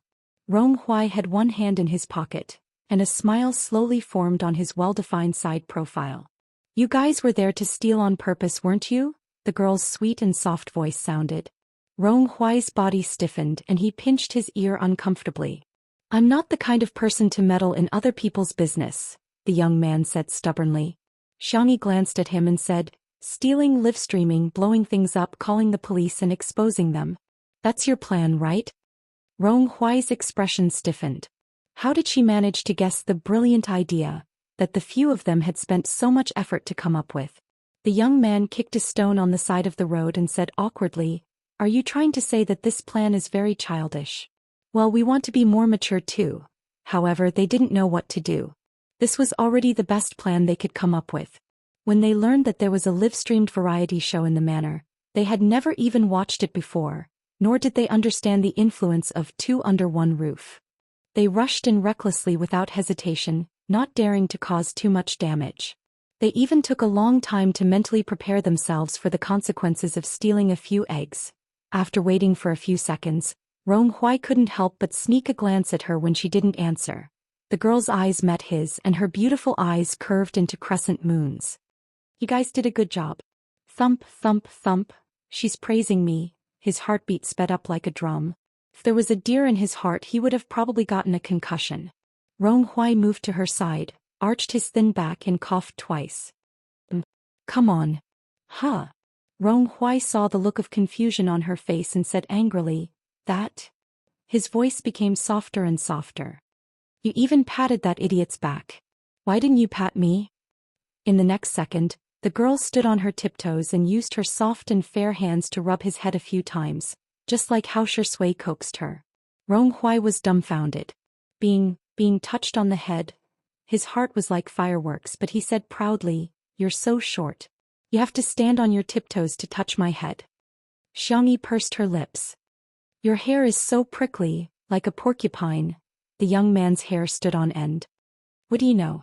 This is my hedgehog hairstyle. All right. At this time Xin Guang and Yin Jiangxue came over with the processed plaque. A slender wooden board was nailed onto the plaque. Yin Jiangxue said, Little Xianxia, this is your farm. You should be the one to build it. Everyone turned to look at Xianxia. Not far away machines roared and buildings collapsed, causing dust to fly everywhere. It was like the ruins in a doomsday movie. The shadows of the trees swayed and cast a large shadow. The girl happened to be standing at the boundary between darkness and light, her gaze calm and gentle. At that moment, a sentence suddenly popped up in Rong Huai's mind. Everything has cracks and she is the source of light. Chapter 211. Xianxia blinked and said graciously, okay. She took the simple plaque from Yin Jiangshue's hands. Her melancholy dissipated a little, and the haters in the live stream immediately appeared again. Are you kidding me? What's the point of doing this? Hurry up and punish the bad guys. Also, think about what to do with these students in the future. Why are you still so particular about rituals at a time like this? Xinguang really looks like a poor scholar. You might as well donate some money to the children instead of writing this. Rong Huai was thinking about helping Xianxia dig a hole with a shovel, but before he could do so, he saw the girl pick a piece of soft soil and insert the plaque into the ground. She inserted it. Rong Huai? The netizens in the live stream? Although it's a muddy ground, how much strength do you have, little sister? From now on, this is no longer Mingxi Boys High School. Xianxia smiled at the children in the crowd. It's Little Rabbit Farm number 2. Some people in the crowd burst into tears while others cheered. All the children, regardless of whether they were happy or sad, finally had expressions on their faces. They were no longer zombie-like walking corpses. In the live stream, the haters were all rebuked. Xianxia and Shui are not the police. How do you expect them to punish them? Some people are just holding onto their keyboards and blabbering. What else can they do? Did you cook at the scene? Did you shovel the school? If you didn't do anything, then shut up. Ritual is never a derogatory term. It's the most direct way for people to express their inner feelings. For children, the most important thing is not the closure of the school, but the reconstruction of their psychological beliefs. To a certain extent, Xianxia's insertion of the Little Rabbit Farm plaque is a declaration of the end of these children's purgatory lives. It's equivalent to giving those who are bent on death a desire to live. This has a very positive meaning. The experts would be in charge of the follow-up work. Under everyone's gazes, Xianxia calmly got on the tractor. Shui and Xiang Li, who were as tall as male models, squeezed in beside her again. The girl protested softly. You can sit at the back too, Xianxia said calmly. Your tractor doesn't even have a rearview mirror. I'll help you watch the road. Xiangli scoffed. You're trying to curry favor for no reason. Seeing that the two of them were about to quarrel, Xiangyi had no choice but to mediate. Alright, let's go. Hey, Rong Huayang raised his voice. You're leaving just like that? Aren't you going to say anything? The staff of the program team were also looking forward to seeing what words Xiangyi would say to encourage the healing process. The girl pursed her lips and threw down a particularly ordinary sentence. No matter what happens, you have to eat well. After saying that, he started the tractor and left. Everyone. That's it? Gone? Someone shouted. Big sister's words have a deeper meaning. Only when one is full will the body have strength, the brain will be able to think, and the heart will have the will to resist. This way, no matter what difficulties we encounter, we will be able to overcome them. Godly comment in the live stream. Is that you, Chinese class representative? However, this interpretation undoubtedly lifted the spirits of the children. The haze over everyone's heads was dissipating bit by bit. Back at the manor, Xiangyi was worried that Xiao Naofu would be hungry and was about to make cat food for it when she heard Xiangli suddenly say, Tutu, my hand hurts. Hearing this, Xianxia raised her long eyebrows. Chapter 212. Hearing her brother say that his hand hurt, Xiangyi was extremely nervous. How much does it hurt? Let me take a look. She held her brother's hand and examined it carefully. The comments in the live stream were extremely heated. T Xiang, let go of our Dr. Gige's hand. You're the culprit who injured Dr. Xiang's hand. Why are you pretending to be kind? Was Li Good drugged by her? Why is he calling her Tutu so intimately? Does she deserve it? Li Ji's hand was slender and well-defined. His skin was so fair that it was almost translucent. There were no external injuries on his hand. Xiangyi pressed a few acupuncture points and asked him how he felt. Xiangli said calmly, It doesn't hurt that much. Maybe I'm just too tired. Then sit here and rest for a while. I'll bring the medicinal cuisine over. I'll give you a massage later. Xiangyi hurried over and personally brought the medicinal cuisine to him. Xiangli scooped up the soup with his right hand. With a loud clang, the spoon hit the edge of the bowl. Xiangyi's heart clenched and she bit her lower lip worriedly. My brother's hand, is that injured? I'll feed you? She asked carefully. Xiangli's eyelids drooped and the red mole at the end of his eye was faintly discernible. It's okay, I'll just switch to my left hand. It could be said that he was a vivid portrayal of weakness and stubbornness. It was heartbreaking. Xianxia was speechless. Fine, I'm impressed by his acting skills. Xiangyi watched him eat the medicinal cuisine. She wiped his hand with a warm towel and gently massaged his wrist. Her technique was professional and she used just the right amount of strength. Xiangli squinted his slender eyes in comfort. Xiangyi massaged him for more than 10 minutes. Are you feeling better? She asked. I'm fine. Xiangli's lips curled into a bitter smile. I'm used to it. Xiangyi was even sadder. She swore in her heart that she would definitely cure her brother's hand. Suddenly Xiao Naofu, who felt left out, came to protest. It jumped into Xiangyi's arms and patted her shoulder with its pink and white paws, as if accusing her of being a scumbag. Meow meow meow. The baby tiger roared. Xiangyi said apologetically, Wait a moment, I'll cook for you. Xiao Naofu rubbed against her collarbone, aggrieved. Meow meow, Xianxia. Very good, even this stupid cat came to join in the fun. Xiangyi went to the kitchen. Xiangli raised his hand and scooped up Xiao Naofu onto his lap. The white kitten was a tiny ball about the size of his palm. Xiao Naofu, who still didn't know much about its second brother, turned over innocently, revealing its little belly. It flicked its tail twice, waiting for this cultured and refined man to serve it. Unexpectedly, a dark light flashed behind the man's silver-rimmed glasses. Well, if it's a little older, I'll send it for sterilization. Xiao Naofu? For once, Xianxia agreed with him. Let's pick an auspicious day. Xiao Naofu was so scared that its tail curled up, its cat eyes tearing up. Woo, these two men are so scary. Xiangli glanced at the luxurious 3-story cat villa not far away and frowned. Extravagant and wasteful, a kitten sleeping in a shoebox will do. Xianxia, a delivery box will do too. The audience in the live stream almost died laughing. Why won't these two men even let the cat off?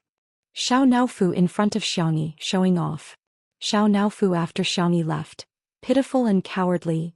Movie King X Dr. X Kitten rounding them up, they're a family of 3. This cult CP has hit the jackpot. Chapter 213. Just then Xianxia came out of the kitchen with a bowl of cat food. Xiao Naofu looked as if it had seen its savior. It bounced over and hugged the girl's slender ankles. What's wrong, Xiao Naofu? Xianxia bent down and pinched its little ears. Xiao Naofu cupped her hand, not daring to meow. Rub its head, eat your food. Xianxia placed the bowl in front of the cat and coaxed it gently. Xiao Naofu turned its grief into appetite and buried its head into the chicken and pumpkin rice. Xianxia looked at the two men on the sofa and asked uncertainly, "Did you two bully Xiao Naofu?" Although she felt that Shui and her brother were not childish people, Xiao Naofu looked too pitiful. Shui looked calm. Do I look like someone who would bully a kitten in your eyes? The man's rhetorical question stumped Xianxia. The girl struggled for a long time, hesitated and shook her head.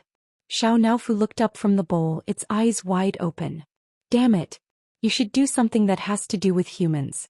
Xiang Li's expression did not change as he quietly looked at his sister. Xianxia swayed again. She scratched Xiao Naofu's chin and whispered, "Second brother is a genius, he wouldn't do such a boring thing. You have to be more obedient in the future." Xiao Naofu's face was full of shock. Does this hoo-hoo still have a place in this stupid woman's heart?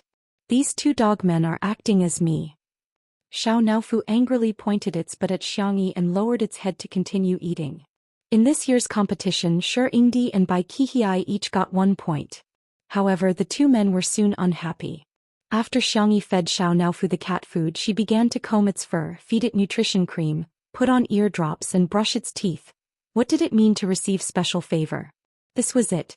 The two men's faint gazes were about to dig a hole in Xiao Naofu's body. Xianxia then accompanied Xiao Naofu to play with the cat stick and pinball for a while before giving it a kiss and carrying it to the cat hammock to lie down.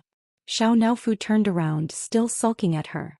Xianxia was puzzled and was about to shake the hammock again when she heard her second brother call out to her.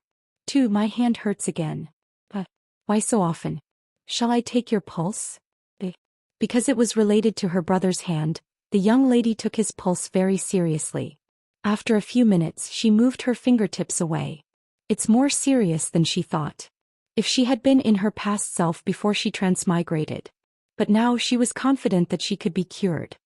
Do you want to try acupuncture? Conservatively speaking, his condition should improve a lot after a few acupuncture sessions. In the livestream, the netizens once again exploded. You just want to cripple Dr. Xiang. Evil spirit, stay away from Dr. Gidge. If you touch him, I'll feel like you've tarnished the untouchable flower. You think it'll get better just because you say so? What if it fails? Who's going to take responsibility? While the comments section was being heated, the girl said seriously, "I can write down a plan and you can show it to the other doctors. If it's feasible, you can get someone else to perform acupuncture for you." It wasn't that she didn't have the ability to perform acupuncture on Xiang Li, but she was afraid that her brother wouldn't believe her. The netizens? Xiang Li suddenly smiled, revealing the red mole at the corner of his eye. He reached out his hand, the light blue veins on his fair wrist particularly obvious. His voice was gentle and clear. "You can do it. My tutu is trustworthy." Chapter 214. At that moment, Xianxia thought that she was hallucinating. The girl looked up blankly and didn't respond for a long time. "Tutu, you're already 20 years old, why are you still so silly?" Xiang Li's tone sounded helpless, but it was more like he was doting on her. "What are you waiting for? I'm giving you a chance to bully me, aren't you?" When she was a child, apart from her brother whom she didn't dare to provoke, her younger siblings and uncles had all been bullied by Xiang Li. Xianxia finally reacted. She took a deep breath and said sincerely, "I will definitely do my best." When the girl went to get the acupuncture tools, the comments in the livestream went viral. "I was just being polite and you took it seriously? Don't you know what kind of medical skills you have? It's one thing to treat a fever and set a bone, but this is an injury to the nerves. If Western medicine could treat it, it would have been treated long ago. Do you think it's your turn?" "I'm convinced. Are these men creatures who think with their lower bodies? Why do they seem so mesmerized when they see the vase fairy? I'm so angry. Dr. Gidge is a national treasure in scientific research. Doesn't he have any bodyguards around to take down B*Xiang? If she keeps messing around, Dr. Gidge's hand will never be able to recover. In fact, there were indeed special forces soldiers protecting Xiangli in the dark. However, Xiangli had always been assertive and no one dared to disobey him. Hence, they had no choice but to report it to their superiors. Soon Xiangli received a call. His expression was calm as usual. I believe in her. She will never hurt me. I will bear all the consequences alone. Don't implicate her. Hearing his words, the netizens in the live stream became even more confused. Dr. Gidge, what kind of memory do you have? Have you forgotten that she was the one who caused your injury? This involves a blind spot in my knowledge. So what's going on? Could there be something else going on? What's going on? The video is real. The person climbing the rock is indeed the vase fairy. Fans don't watch it, it's awkward. I'm not anyone's fan, but I should be considered the oldest in this live stream. To be fair, even if Xiangyi really harmed Xiangli, none of us have the right to forgive her on his behalf. But as long as he doesn't mind, no one else has the right to judge him. Everyone was arguing on the internet. In reality, Xiangyi brought a medicine box over. She slowly disinfected the gold needles with an unprecedentedly solemn expression. People who were serious were always exceptionally charming. Many people in front of their screens were affected and the live stream stopped for a while. I'm a little scared now. Xiangli looked at his sister innocently. Can you coax me? Shui was speechless. A person who dared to dissect a rabbit calmly at the age of 7 was now saying that he was scared? Only a fool would believe that. Xiangyi bit her lip. In fact, she was not very good at coaxing people. Other than making delicious food, all she could do was give out sweets. But there wasn't enough time to cook now, and second brother didn't like sweet things. She was a little anxious and subconsciously blurted out, Gidge, can you be scared later? The staff at the scene broke out in cold sweat. Sister E, we've only heard of eating later, but we've never heard of being scared later. Unexpectedly, Xiangli's eyebrows relaxed into a smile. The gentle and refined man was obedient and cooperative. Okay, I'll try my best to wait. Everyone was speechless. Is that even possible?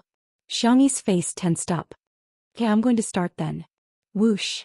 The first needle accurately landed on the acupoint. Chapter 2:15. Then the second and third needles. Depending on the acupoints, the depth of the needles varied. Some were quick, some were twisted, and some were flicked. Xiangyi was fully focused and deliberately slowed down. However, in the eyes of ordinary people, she was still too fast. Some netizens in the live stream began treating Xiangyi from afar. How can anyone remove acupoints so quickly?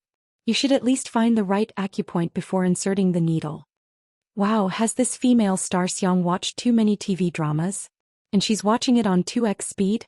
How can acupuncture be done so quickly in real life? I'm a Chinese medicine practitioner. What kind of acupoints did she choose? She's just trying to be fast. She's obviously showing off. Anyway, I've never seen a Chinese medicine master perform acupuncture like this. After the acupuncture was done, Xiangyi's tense nerves finally relaxed a little. Shui handed her a tissue at the right time. She wiped her forehead with it, but the tissue was soon soaked. Xiangyi asked her brother, how do you feel? Xiangli pondered for 2 seconds and said, The area where you inserted the needle is warm and some parts are even a little hot. Apart from that, there's no other discomfort. After he was injured, he visited famous doctors all over the country, and the country had also invited local medical masters to treat him. However, it was only a little hot at most. It had never been as hot as it was now. It's normal to feel hot. Xiangyi heaved a sigh of relief. Since you don't feel dizzy, we'll leave the needle for 10 minutes. After the needle is removed, you should regain some feeling. Xiangli's eyes lit up. How confident are you? He had never regretted saving his sister because although the core was not hers, the body was hers. However, it would be a lie to say that he had no regrets. Xiangli was such a proud person, yet he had become half-crippled in the field he was best at. He would also feel defeated and powerless. But now Xiangyi actually said that he could regain feeling in his hand. Even if it was just a little, he would be satisfied. Xiangyi looked at him in confusion. Since I'm treating you, I'm 100% confident. She thought that her brother was disappointed because he could not fully recover, so she explained in a gentle voice, Don't worry. Although you can only recover a little at a time, I promise that with the help of the prescription and moxibustion, your hand will be cured within 5 times. Let your senses completely recover." The girl's confident appearance seemed to glow. Xiangli stared at her. After a long while he slowly exhaled. "Okay, I will definitely cooperate with our tutu." The seemingly calm young doctor's heart was surging with waves. His hand could be healed. It wasn't a possibility, it was possible. He might have doubted the assurances of others. However, he believed his sister's words unconditionally. Little did she know that Xiangyi's words were too absolute, causing the netizens to be dissatisfied once again. The blogger who first revealed that Xiangli was injured was furious and posted another long post. Frowny face noob baldy PhD. "I thought Xiangyi V you were just young and ignorant. I didn't expect you to be so vicious. Do you know how desperate Dr. X has been this year? He handed over his most prized research to someone else, not because he didn't want to continue, but because he couldn't do any more experiments. That was research that could win the Nobel Prize in medicine. He had given it to someone else just like that. What about you?" His brain was stupid, his personality was selfish, and his medical skills were full of showmanship and exaggeration. Now he actually dared to say that he could definitely cure Dr. X? What do you think of the intelligence of a genius? What do you think of the efforts of the famous doctors in the country this year? It's not enough that you hurt Dr. X's body, now you want to destroy his will. Your actions are despicable. Your intentions are damning. Chapter 216. As soon as this Weibo post was posted, it caused a heated discussion. "Well said, no wonder she's a PhD student. Being cultured is different. I only know how to call her an idiot. Oh my god, is the vase fairy lying to Dr. Xiang? How can she do that? I'm going to cry again. Dr. Xiang trusts her so much. If he finds out that he was lied to, he'll be so upset." The netizens who were watching the show reposted, commented and liked the post, sending it to the hot search list. Many people even tagged the big shots in the scientific research circle, hoping that they would come forward and say something. However, the strange thing was that none of the big shots spoke up. Some anti-fans took a different approach and tagged the Wuxia Traditional Chinese Medicine Association. They said passionately, "Shouldn't the traditional Chinese medicine practitioners' license be revoked?" Buzz. A notification popped up on the screen. The anti-fans clicked on it and realized that it was a reply from the Wuxia Traditional Chinese Medicine Association. "Hello. May I ask who this genius doctor is? Where can I find her? I'm willing to reward you handsomely." The anti-fans were dumbfounded. What the hell? Official Weibo, have you been hacked? He hesitated for a moment before typing, "You don't have to thank me.